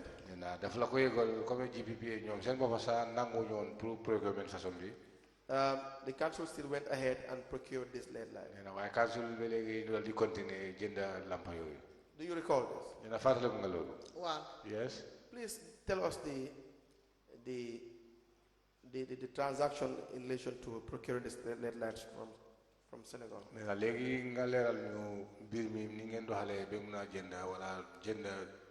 LED lights in Senegal. So red lights, These LED lights, we were buying them here at one of the NAR. I cannot remember his name. I cannot remember his name. He was the one who was selling them to us. So you dem bebe na time mom amatu ko. And it was a time that he could not be able to have them. So complaints you get left, right, and center in Banjul. And the complaints were coming both sides from Banjul. Especially Tobacco Road. Especially Tobacco Road. It was dark, very dark. That's Omar Budi, right? Omar Budi, exactly. Omar Budi, yes, exactly.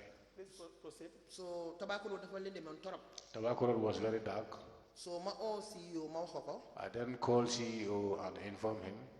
Katim tried, so the Munuko am see Omar Budi. Katim tried, but he could not be able to get it from Omar So Budi. So there was a time when I went to Senegal. I saw the lights. So when I came, I informed the CEO. I told him that I saw this type of lights in Senegal. So you been the GPPA. We wrote to GPPA. GPPA reject. The GPPA have rejected. So you been that ko. We wrote it again. So first time they copy me. The first time we wrote to them, they copied. You copy ma. Yes, I was copied. GPPA copy ma reject application. They copied the reject application. So second time. The second time. When been that GPPA. When we wrote to GPPA. Man copy with ma. I was not copied. Ma tuki. I traveled. So bima ñëwé when I have came back, fokk na fekk na ñu yobbu ko contract committee be waxtaane ko ba paré. I think it was already taken to contract committee and it was discussed already. So ñu jox Margaret mu dem jënd ko. And it was given to Margaret who went and purchased that. So ñu doon amé xaalis la doon démé suñu amé tuuti mu dem. So the way we are getting money, that is how he was traveling. When we get a little money, he go. So the GPPA dañ ko reject on. But because GPPA have rejected it, bobu mom fi la ko déggé. That I am only aware of that hearing. The second time now, the second time they didn't reject. The second time for me to know that GPPA have rejected it, only because here. It happened if I remember, if I could remember, the second time ñoom copy wuñ ma. What is Margaret's full name? The second time I was not copied. Margaret Samba, right? Samba, wow. Please proceed. So second time bi. The second time I wasn't copy. I wasn't copied. So man bala ma ñëw fekk na foog naa ñoom CEO yóbbu nañ ko to contracts committee ba pare. But before I come, I think the CEOs have taken it to the contract committee already. Anyway, do you know that they do not take most of these things to the contracts committee? BCC, they don't take most of these decisions to the contracts committee. I'm the first one contract committee. Well, pour man li ma xam rek mooy ne first time bindee GPPA reject you. Yes. For what I know, what I was aware is that the first time we wrote and the GPPA rejected us. Boobu laa wax CEO de ko na leen bindaat. That is the time I advised CEO for us to rewrite again. So waaye gis naa ne si second binda bi dañ rejectaat. But I see the second writing. No, dañ ko approve sax. It was approved. No. Dañ ko regret. Dañ ko reject. It was rejected. So I wasn't copy. So this one I was not copied. Because sax suma deputy mayor bi moo ma ko jox gisuma ko woon. This one I did not saw it. It was only my deputy who gave it to me. Yes. But the evidence we've gathered, I believe the CEO also confirmed this, is that you gave the authorization to proceed and give Margaret somebody money to go and procure land.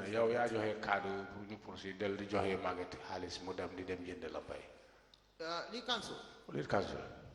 CEOs were here because I was so eager to have those lamps. If CEO say that, I will take it because I was eager to get that light. Why do I appreciate them? Margaret, first time before them Dakar, someone could Magambi, don't take a Maggie Tuki. But Margaret, the time he was going to buy Dakar, I was not here. I traveled. Second time before them. The second time he was going. Silama Feka Gambia. That was the time I was in the Gambia. So Luma understand that when the first time be what I understood. Binda na you reject. It was written. Second time be you binda you reject. And it was written on it. I was in copy. I wasn't here. So I remember that day before them mom. I remember that day when he was going. The first time before them Dakar. When she was going to Dakar the first time. Man nekuma won Gambia. I was not in the Gambia. Why CEO wahene Marco na Margaret them Dakar? Why CEO if she said that I tell Margaret to go to Dakar. He might be very right because I was very eager for lampai. He might be very right because at that time I was very eager to have the lights. Why lulu man dusman could respect luanga gisli. Pour taxaw wax ne su ko GPPA nanguwut sax dem leen lolu du suma wax sax man. For me, I respected law because I would not stand to say if GPP don't agree, I will tell her to go. Lolu nekkul suma wax. Mr. Batchily is here. Honorable Secretary, please. Welcome back, witness number 2. Mr. Witness, for continuation of your testimony before this Commission of Inquiry into Local Government Councils and related matters, I want to remind you once again that we are still under oath before I hand you over to Madam Chair for us to proceed. Thank you, Madam Chair. Over to you. Mr. Batchily, you are welcome. Thank you, ma'am. And good afternoon. Good afternoon, too. Mr. Batchily, we are discussing the issue of the lead lights that were procured from Senegal. Yeah. And now I ask you a few questions during your main testimony, correct? Yeah.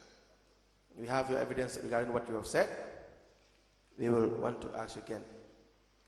These lead lights that you procured from Senegal through Margaret Samba, GPPA rejected this, correct? Yeah. Was the Mayoress aware? Yes. Now, what did she say when it was rejected?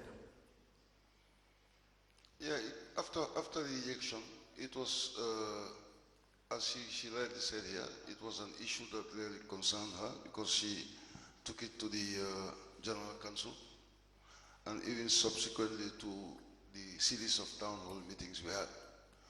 So that being the case, it was incumbent on us from her point of view that we should go to Dakar and do the purchasing. Did she give an instruction that you can go ahead with the procurement regardless of the rejection by GPA? Yeah, basically that was it. Because since we did not have it, and then we were supposed to go to Dakar to get it, I guess that is what it means. That is what it means? Yes. I had told you that the comments were, I believe, is it the Director of Finance also? Someone said that the mayor said that you guys should proceed with the procurement even though GPPA did not approve, but she will not sit by and allow crocodiles to bite people in bite, correct? Yeah, in a nutshell, yeah. Was that comment made? I'm not too sure whether I had that comment being made. You're not sure about whether you have had that comment being made? Too sure that I had. But you know that it was... I knew that it was supposed to go and to continue doing it was rejected, and she said you guys should go ahead. Yes. Madam Lowe, the CEO, that is the evidence of the CEO. That you were aware about the rejection of the application, but still went ahead as per your instruction. Please cancel. Duma nekk di xëccantu CEO fi moom la du moom lu ma xam mooy ne I was very eager pour am lampa yi Banjul mu ngi lëndëm dem naa Dakar gis naa lampa yi mënuñ ko woon a am fii bi dane GPPA GPPA reject na ko first time I was copied second time bi ñu bindee GPPA I never have the idea or knew that it was rejected. I never knew and I don't have the idea that the interpretation, the voice, the volume, maybe it's the microphone. Is it the microphone, Mr. Bojang? Hello? Lampa, we are very eager for AMCO. Those lights to get them. Discuss si council bi. To council. I was very concerned about lampa yi on a CEO du benn yoon du ñaari yoon loolu su ko waxee wax na dëgga. And I was very concerned about the lights. Toppa nañ Mahmoud Besona. We followed Mahmoud. Def nañ a lot of follow-ups mënuñ ko am ci moom. We make a lot of follow-ups.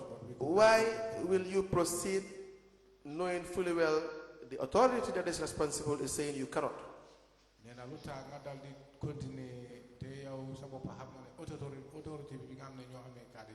That is where the problem is. Why force being rejected?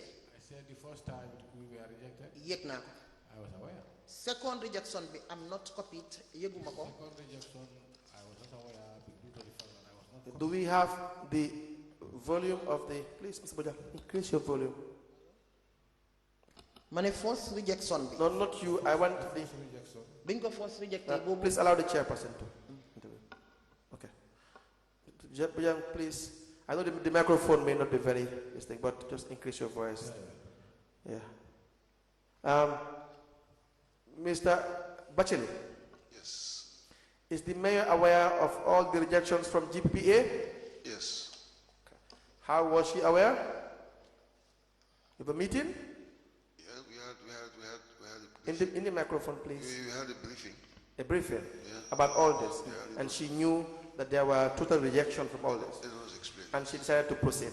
Yes. Good. You've had again the CEO. It is contrary to what you are saying. He is saying you are aware of all the rejections. You gave your instructions that they must proceed. Maybe this will remind you of the meetings you've had with the CEO. What is your response to this? CEO Swahene Amona meeting up mom concerning the second rejection. If CEO said I had a meeting with him concerning the second rejection. How many the first one? For me, I know the first one. The GPPA rejected. When it was rejected by the GPPA. We spoke about it. We spoke about it. Second rejection, and I was copied in it. The second rejection, and I was copied. second rejection. The second rejection. Copy wuñ ma. I was not copied. Can inform ma. Nobody informed me. Why lima bëgg wax moy ne. All I want to say is that I was so eager pour am lampa yi because Banjul dafa lëndëmoon. I was so eager to have the lights because Banjul was dark. So CEO wax na mako. If CEO said he have informed me, I will honorably take the words of CEO. I will honorably take the words of CEO. So kon yego nako. I was aware. Why would you be aware and then you still decide to go against GPPA instructions? Nena la dama tax lolu nga dem be yek be pare GPPA instruction bi nga xamne wax nañ ko nga dal di ko wédi. Why? Ya lutax? Lolu mënuma ko answer lima xam rek moy ne I was so desperate pour am lampa yi pour Banjul am light. Unfortunately for that, as I said, I was desperate for but then you comply with the regulation. I was eager for Banjul to have the lights. Then you comply with GPPA. Then I comply with GPPA. Why wax na la ne second rejection bi man yeguma ko dafa fekk man suma boppa. No, you have already accepted. If CEO says that you were aware, then you were aware. Then legi nangu nga parce que CEO mu ne nangu yow dang ko yegon yow sa wax nga ne waaw su waxe lo rek nangu nga ne yeg nga ko. Again, you can say that I was not aware. The evidence is yours. Yes. Because CEO's evidence, let me ask you, because CEO's evidence is consistent with the documents we have.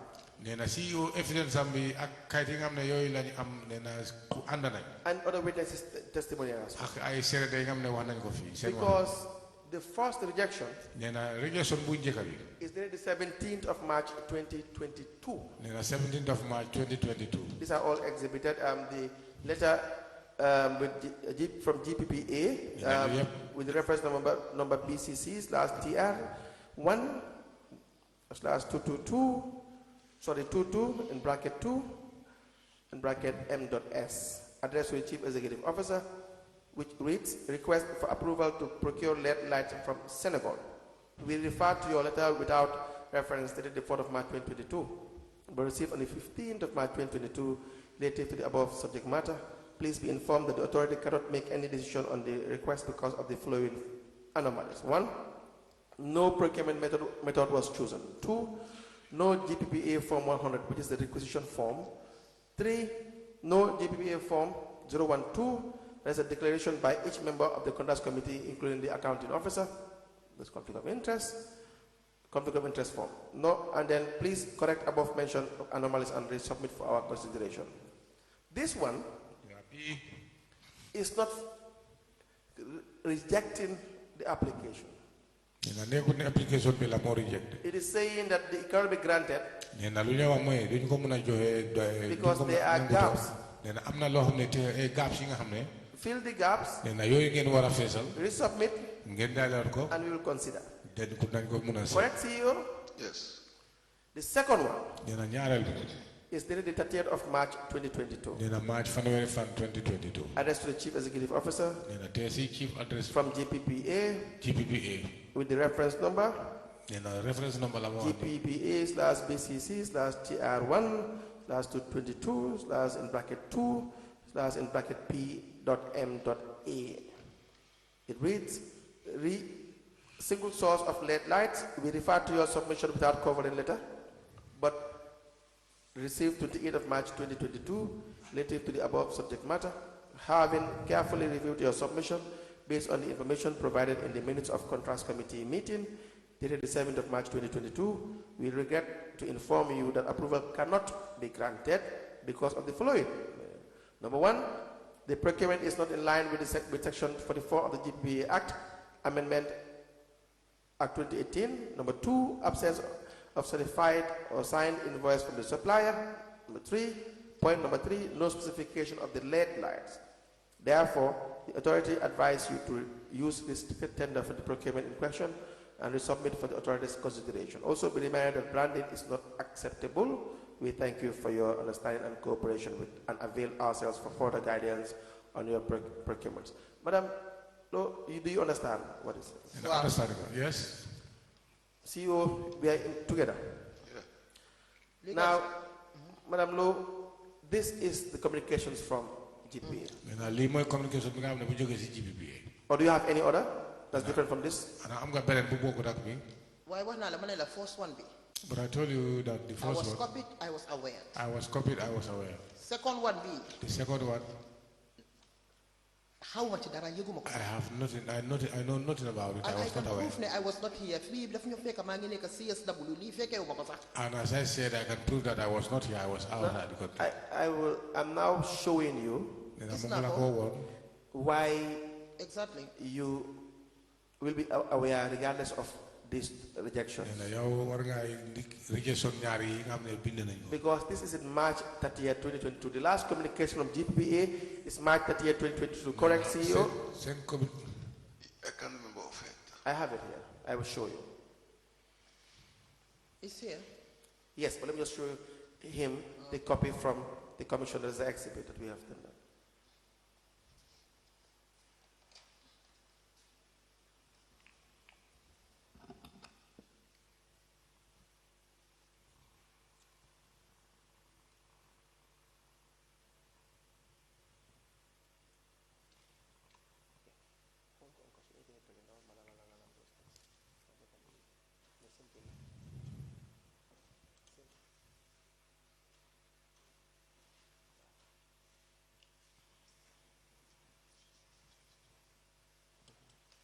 Yes, CEO, correct? That's the last communication from GPA. Yeah.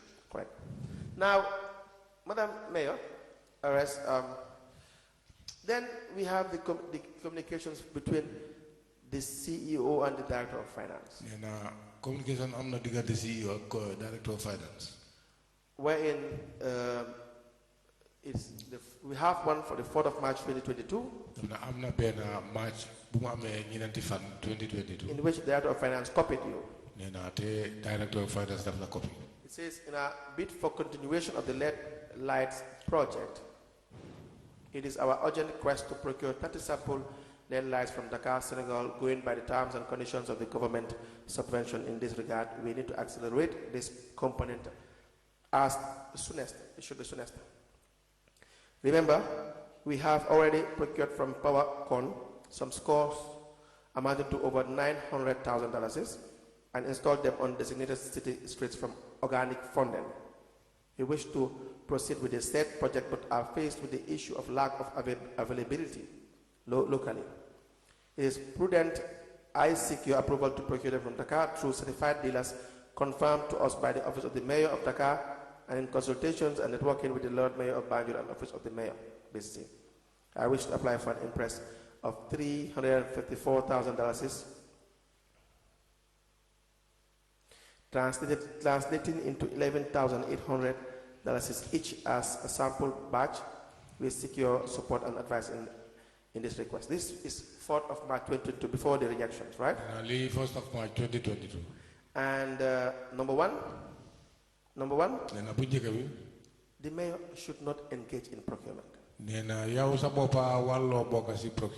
don't know whether we are on the same page on that. How did I get involved? Because of the letter of the finance director. And the contact in Dakar. Do you understand that? The letter clearly shows that you were aware of this. I seek your approval to procure them from Dakar through certified dealers confirmed to us by the Office of the Mayor. Businessman, office the Office of the Mayor of Dakar. The Office of Mayor of Dakar. And in consultation and networking with the Lord Mayor of Banjul. And the Office of the Mayor. Office of Mayor. So it should not, the issue should be we need LED lights. And you stop there. How they get the LED lights is the CEO and his team. If they flout the rules, they pay for the price. They pay a price. They know that they should follow XYZ. If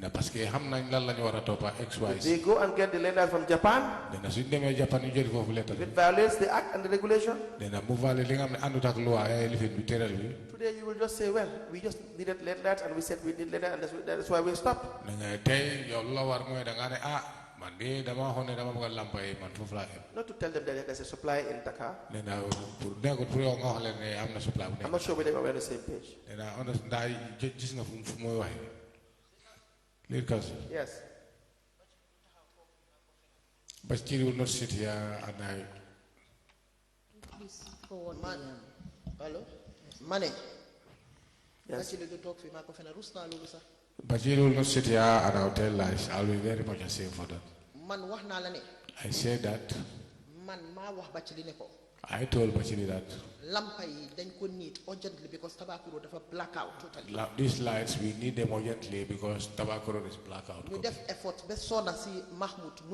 We do all effort with Mahmoud, but we could not be able to. I traveled to Senegal. I came and I the one who told Batchily that there are lights, these lights in Senegal. We wrote to GPPA. GPPA came up with this letter B. The GPPA came up with this letter. So, GPPA when the GPPA told us to rewrite. CSW in March. That is the where I left them and I went to CSW. You told them that the LED lights are available in Senegal. Yes, I told him that. So the supplier was identified by the mayor. No, man, how much supplier? No, I don't know the supplier. They have more. I have to make justice at Batchily. What happened there? I need to make justice with Then you only Margaret them Dakar, see council before. Council, we send Margaret to council. Send technicians, you book. Their technicians took her to where they used to buy them. She came back. Batchily not gonna deal what in the invoices. Then Batchily requested her to go back and bring the invoices. Margaret deal what Dakar in the invoices. Margaret went back to Dakar to bring the. They went to Dakar because she instructed them to go to Dakar. Parce que yena ko instruction pour dem Dakar. Correct. Ya ko instruction pour dem Dakar. Correct. Wow. Yes. That made you take part in procurement. Nena li mo tax nga dal di bokk ci procurement. Wa nanguna. Yes, I agree. And that is wrong. Correct? Wow. Yes. So we proceed on other issues. Now, the finance director, again in May 2022.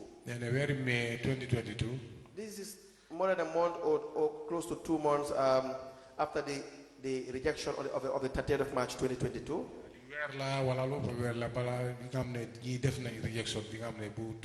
In March 30th was when the GPA said finally we cannot approve this procurement.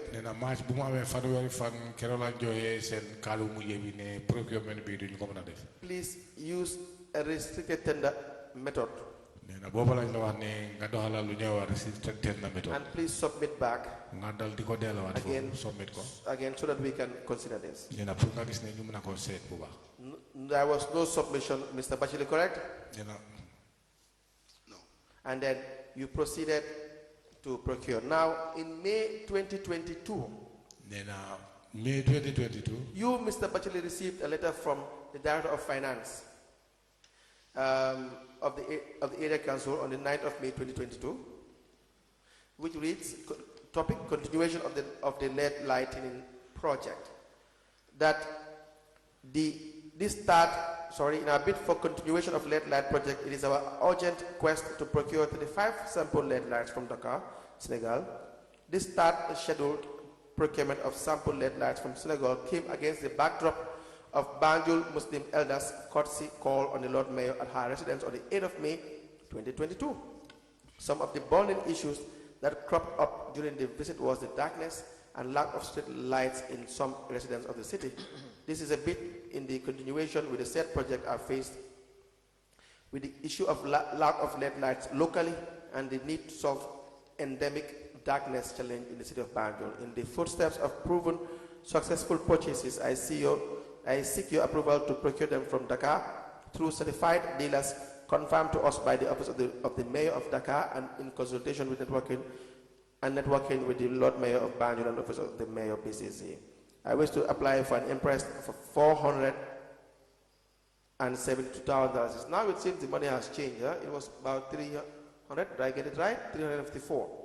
Now $472,500 translated into $13,500 each for 150 watts.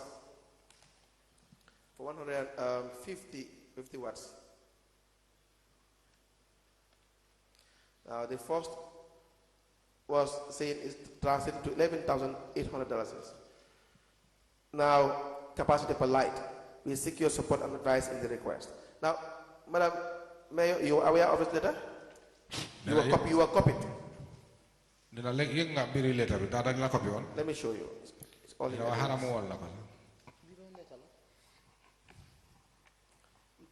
the Director of Finance wrote to the CEO in May. Director of Finance, CEO, very May. That's about close to 2 months after the rejection. And you were copied in this letter. In fact, he seemed to be acting in your capacity because he has no right to do this procurement. In fact, he seemed to be acting for you because he has no right to do this procurement. Because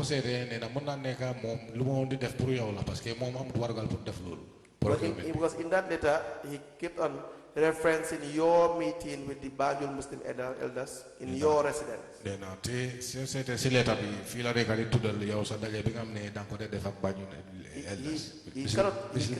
He cannot know what happened in your residence unless you tell him.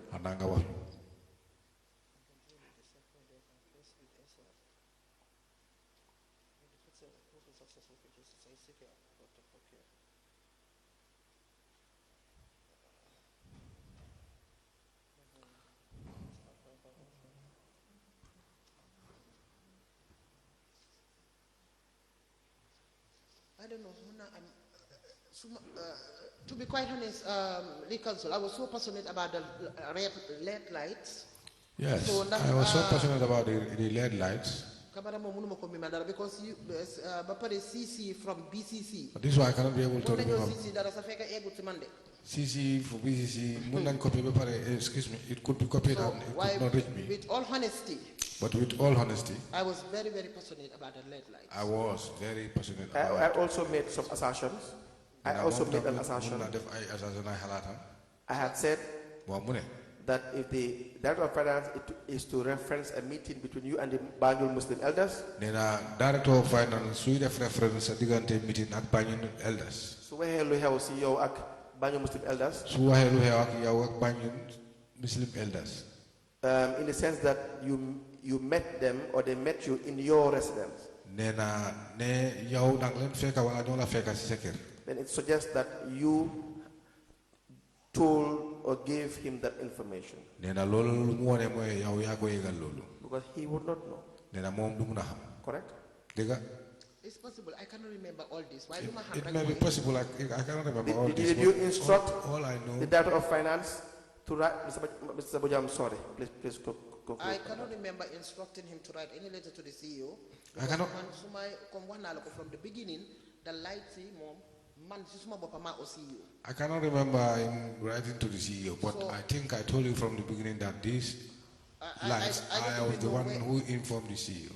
I cannot remember instructing him.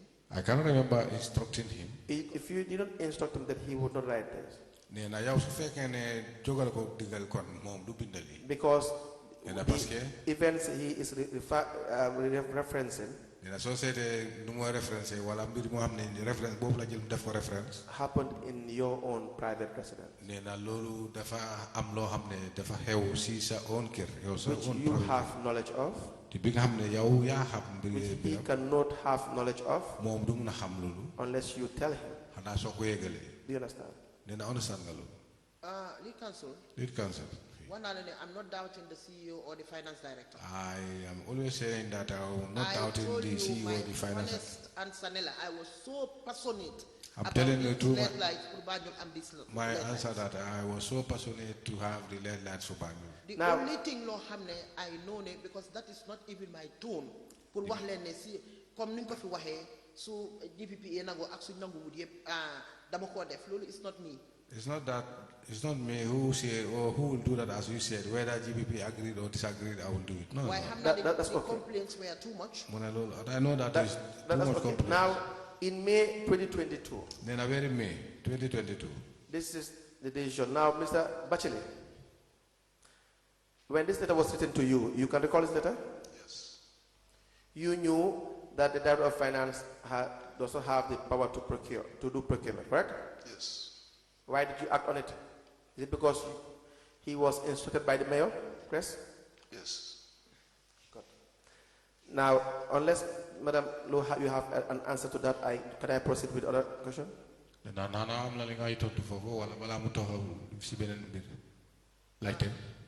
sorry, I was. No, I had asked Mr. Batchily a question. I asked Mr. Batchily that he knew that the Director of Finance does not have procurement authority.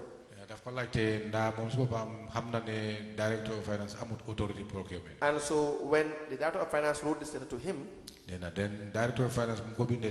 was it that because the Mayoress instructed him to do that and he said yes? And so his answer is very clear. I'm asking whether you want to say something about that or do I proceed?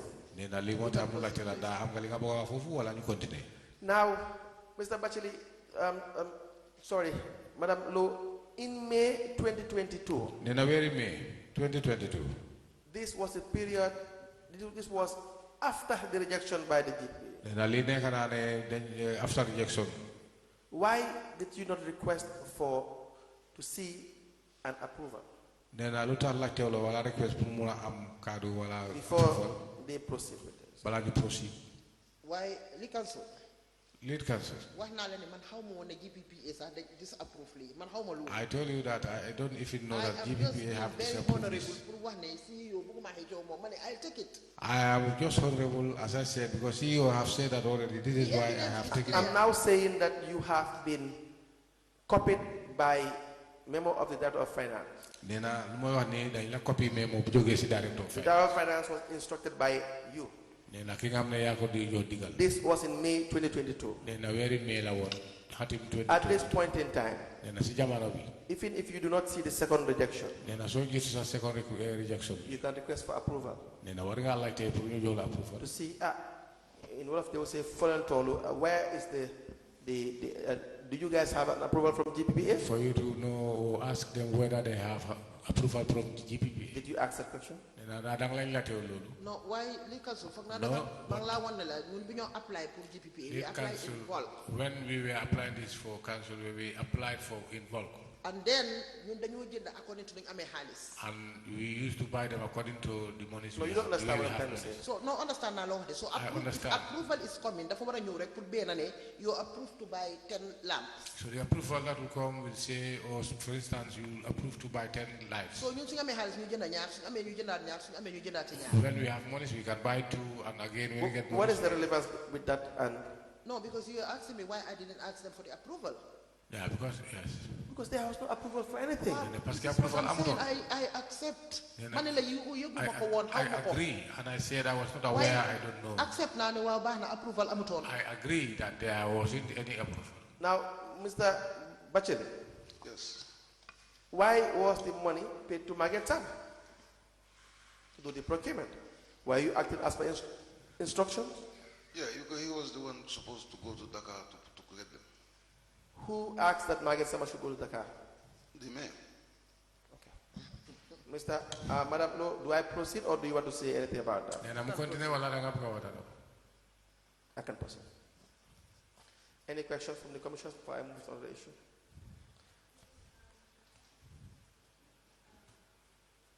Honorable Mayor, in your statement, page 5, I needed to have asked this before we concluded on the issue of transfers. There was a cash transfer of $1,059.97 and an additional $1,000 from UNDP Regional Center into your personal account in BISIC in 2018. And this statement you made on the 5th of March 2025. Now, can you recall why this money was paid into your personal account by UNDP? I was told by the investigators Why, to be quite honest, I remember. I cannot remember. Wax nañ mako ne ñu ngi gis $1,000 from UNDP. Why munuma remember? I don't know whether this 2018. Yes, the statements indicated 2018. Yes, I cannot remember exactly because I was told by the investigators, but I cannot remember whether it was in the year 2018. I cannot remember. No, I am asking for the purpose of the payments of the money. No, to be honest, I was not even aware of this. Investigators, I was told by the investigators. I don't know whether I saw $1,000 of which people were paid me. Yes. Count. And I just want to find out, Mr. Kamara, there is a $1 million that was paid as, which was paid to him. The amount would have $1 million become a fair. And I want to find out whether your office had made any attempts to recover this money. That is your former finance. Office definitely effort to recover. Yes. See the monies that he was borrowing himself or lending himself. This is personal loan This is from November 2020 to June 2023. Then a personal loan on November 22 which to amounted June to 1,098,000. Them na be $1,098,000. And supposedly, Then at least the loan supposedly, supposedly that an amount of 477,648.99 was repaid.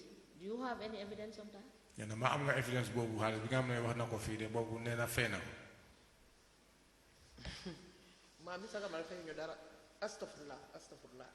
So please note it down. Mr. Kamara did not pay anything.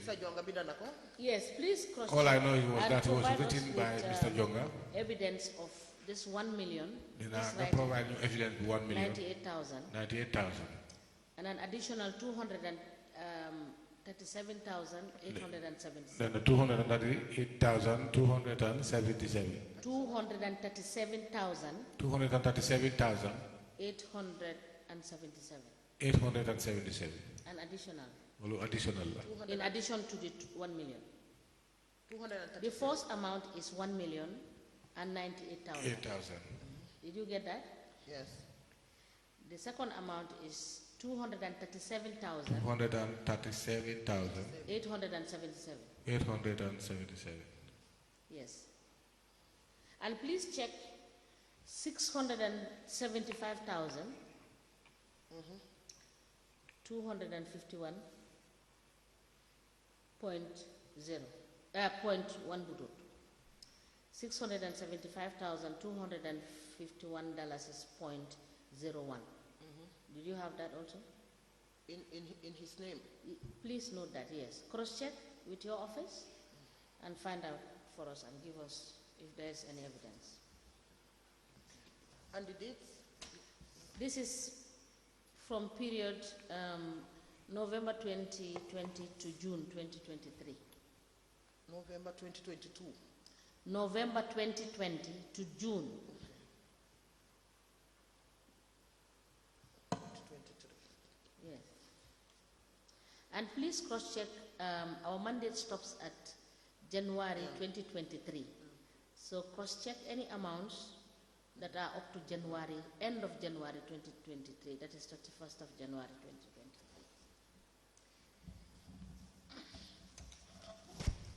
Also, please provide us with some explanation about there is payment of support money for 14 months amounting to 10,312,557.35 support. Mr. Kamara tabulated these amounts. That is from the 4th of November, take the date, 4th of November to 4th of November 2021 to 19th of May, 2022. 4th of November, 2021. Yes. 4th of November, 2021. 4th to of 19th November, of May, 2021. Yes, to 19th of May, 2022. To the 19th of May, 2022. Support of 10 million. Yes, that is between, that is a period of 14 months. He indicated that you spent 10 million on support. Yes, 312,257.35. 10 million 257.35. Okay.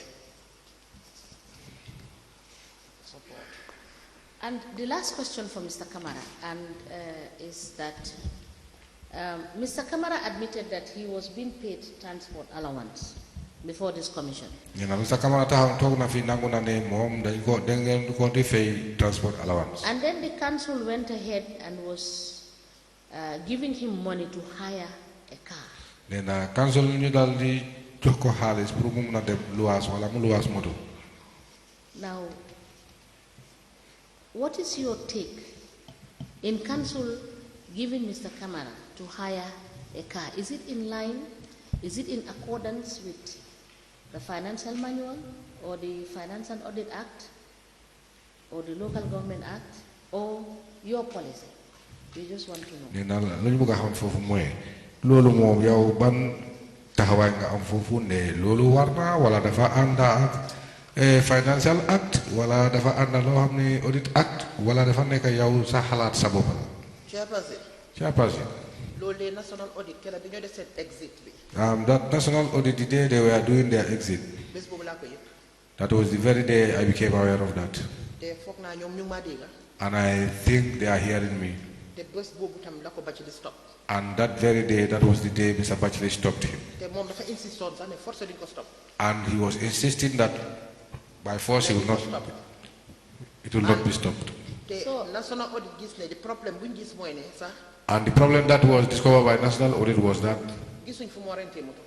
they don't see where he was renting a vehicle. Please speak to the guy gisuñ fu mu rentee moto. They don't see where he was renting a vehicle. So Batchily was advised lii moom si suma kanam la suma office. This was in my presence in my office. Batchily was advising him. Straight away Batchily ne ko dama ko stop tey.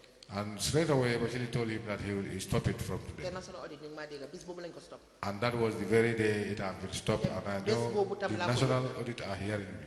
musuma yëg na ñu ko fay loolu. And that was the very day I was aware. I'd never been aware that he was being paid. How much every week? How much every day? 3,000. And I don't know every week or every day 3,000.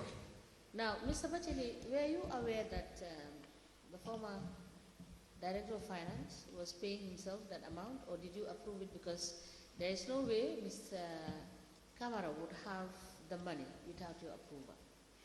Yes, I did approve it based on the fact that in council, like at the time I joined the council, mostly the CEO, the mayor, and the director of finance, they are allocated official vehicles. So based on the fact that he wasn't having one, and then he was saying he was coming all the way from the combos, so that was the basis on which I approved it. But was it based on any regulation or law? No, like I say, that is the only reason. Yeah, but do you think that was right for you to have done that?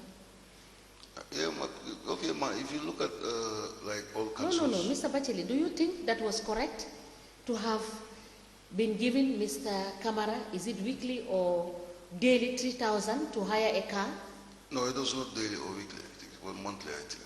No, monthly. Monthly. Please allow the mayor to answer. It wasn't monthly. It wasn't. According to but the records National are here, Audit. Mr. Batchily. According to the National Audit. The records are here. I'm thinking it was on a monthly basis, not on a daily basis or weekly. That's just what I think. But why should you, as CEO, even allow that payment to be made? Where have you seen it in your guidelines, in the law that allows you to take that decision? Ma, can I say something? Please? Yes. And why didn't you, sorry, let me just finish. And why didn't you discuss this at the level of the mayor or the council? See, can I come? Because this is a decision that has to deal with a senior officer in the council. Yes. And these are supposed to be allowances. Yes. And there is clear guidelines as to the payment of allowances. Did you follow any of those guidelines to pay him if you have to consider that amount as an allowance? But because what is in his statement, in his own statement, he admitted that he was being paid transport allowance. So what was the purpose of the transport allowance? But that shouldn't have been. Huh? That shouldn't have been. Yes. The Yes, Lord Mayor, thank you. It's my office. Yes. In my office, National audit when the what national audit have said, Mr. Batchily li wax fi loolu la fa waxoon mu ne. and Mr. Batchily, what he said here is exactly what they have said there. That Bara gi toog mu ne ko every month 3,000 laa la doon jox. Kamara was sitting, he tell him that every month I used to give you 3,000. National audit ne ko do every month. And national audit said Do every month. it's not every month. Si suma kanam mu ngi toog na In sama my toog, presence, Batchily ngi toog. he was Batchily ne ko man lu ma sitting. sign. Batchily is It's sitting. every month 3,000. And Batchily said, I will not sign. It's every month 3,000. So how ma naka nga ñëwee ba mu nekk every day or every week, I don't know. So I don't know how does it come up to it last becoming every week or every day. So si la ko I don't national audit wax ne ko du loolu every day la or every week. I cannot remember anymore. Story bi dafa yàgga. That was the way, the time national audit tell them it's not like that every day or every week. But I Waaye xam cannot naa ne remember that exactly. agreement was there, but you ne ko signal lu ma la every week. They did every month la signal, they did every week am signal. Loolu moom was there. Yes, but there was disagreement that I signed it for every month, no, So how ma every naka la week. ko manipulate na? There was push and pull between them. So it will be correct, Mr. Batchily, to say that financial transactions were done in the council without the knowledge of the mayor. Is that correct? Well, in some aspects. Thank you. You can proceed. Yeah, we didn't get your last question. I said that would it be correct to say that there were some financial transactions that they used to do without the knowledge of the mayor? And he said sometimes yes. Is that your answer, Mr. Batchily? Yes. Yes, they said it's one. So we take a break. We'll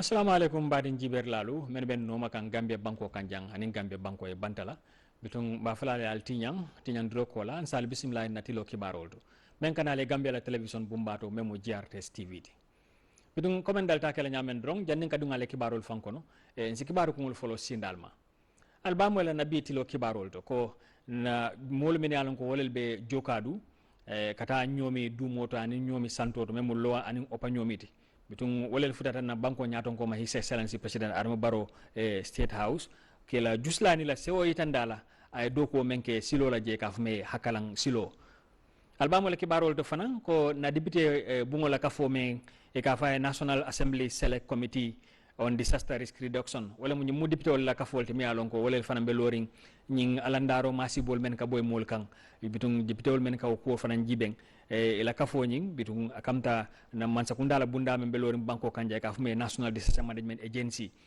wolel fanan be loring ni ñi mantora ko lata mol kan men ka e demarol dila ka fa NDMA bitun wolel fanan nata kalandiri bengo kumandi kanna en député kafo ke e nyala bulandi waranto ke karandi ke la londo la fa kata kuwol men yalon ko wolel nyanta kela ni misal fe nyi masibo ko lata mol kan bitun alba mo la kibarol to fanan kon ministry bunda mi yalon ko wolbe malaring dandangol la kuwala ning alhawa ka fume ministry of environment ning kafo do ka fume agence français de développement ñemu france kafol de mi yalon ko de fanambe lori yurwa do ko le banko kanjang bidon wala ye toloro ke project kuta kuto la mi yalon ko e be ko do men dundi la jabita kanyanna euro ko do billion woro ani million keme konon to fiye bidon ya ñun ko do ñing ya parende men kamadron wala pour ka na manku joyol men yalon ko wala tinyata na baaje njangol la pour wolbe murano nyama nyamen bidon be ñun ko do dundi la wala to toloro fananketa banko kanjanne albamo le kibarol to fanan ko European Union wala mo Europe bankol la kafo iko fana be miraro ke kanade e fana nyanta sing fal menu tala e pour ka jigandiro ke e tumala men na America la president o me ka fa Donald Trump ay kankularo ke de ko sai bagasol men yalon ko wala ka bo Europe kadum America kate wa fije e ka lempo mel le kan akaba la fala le kemo ke me tansaba abo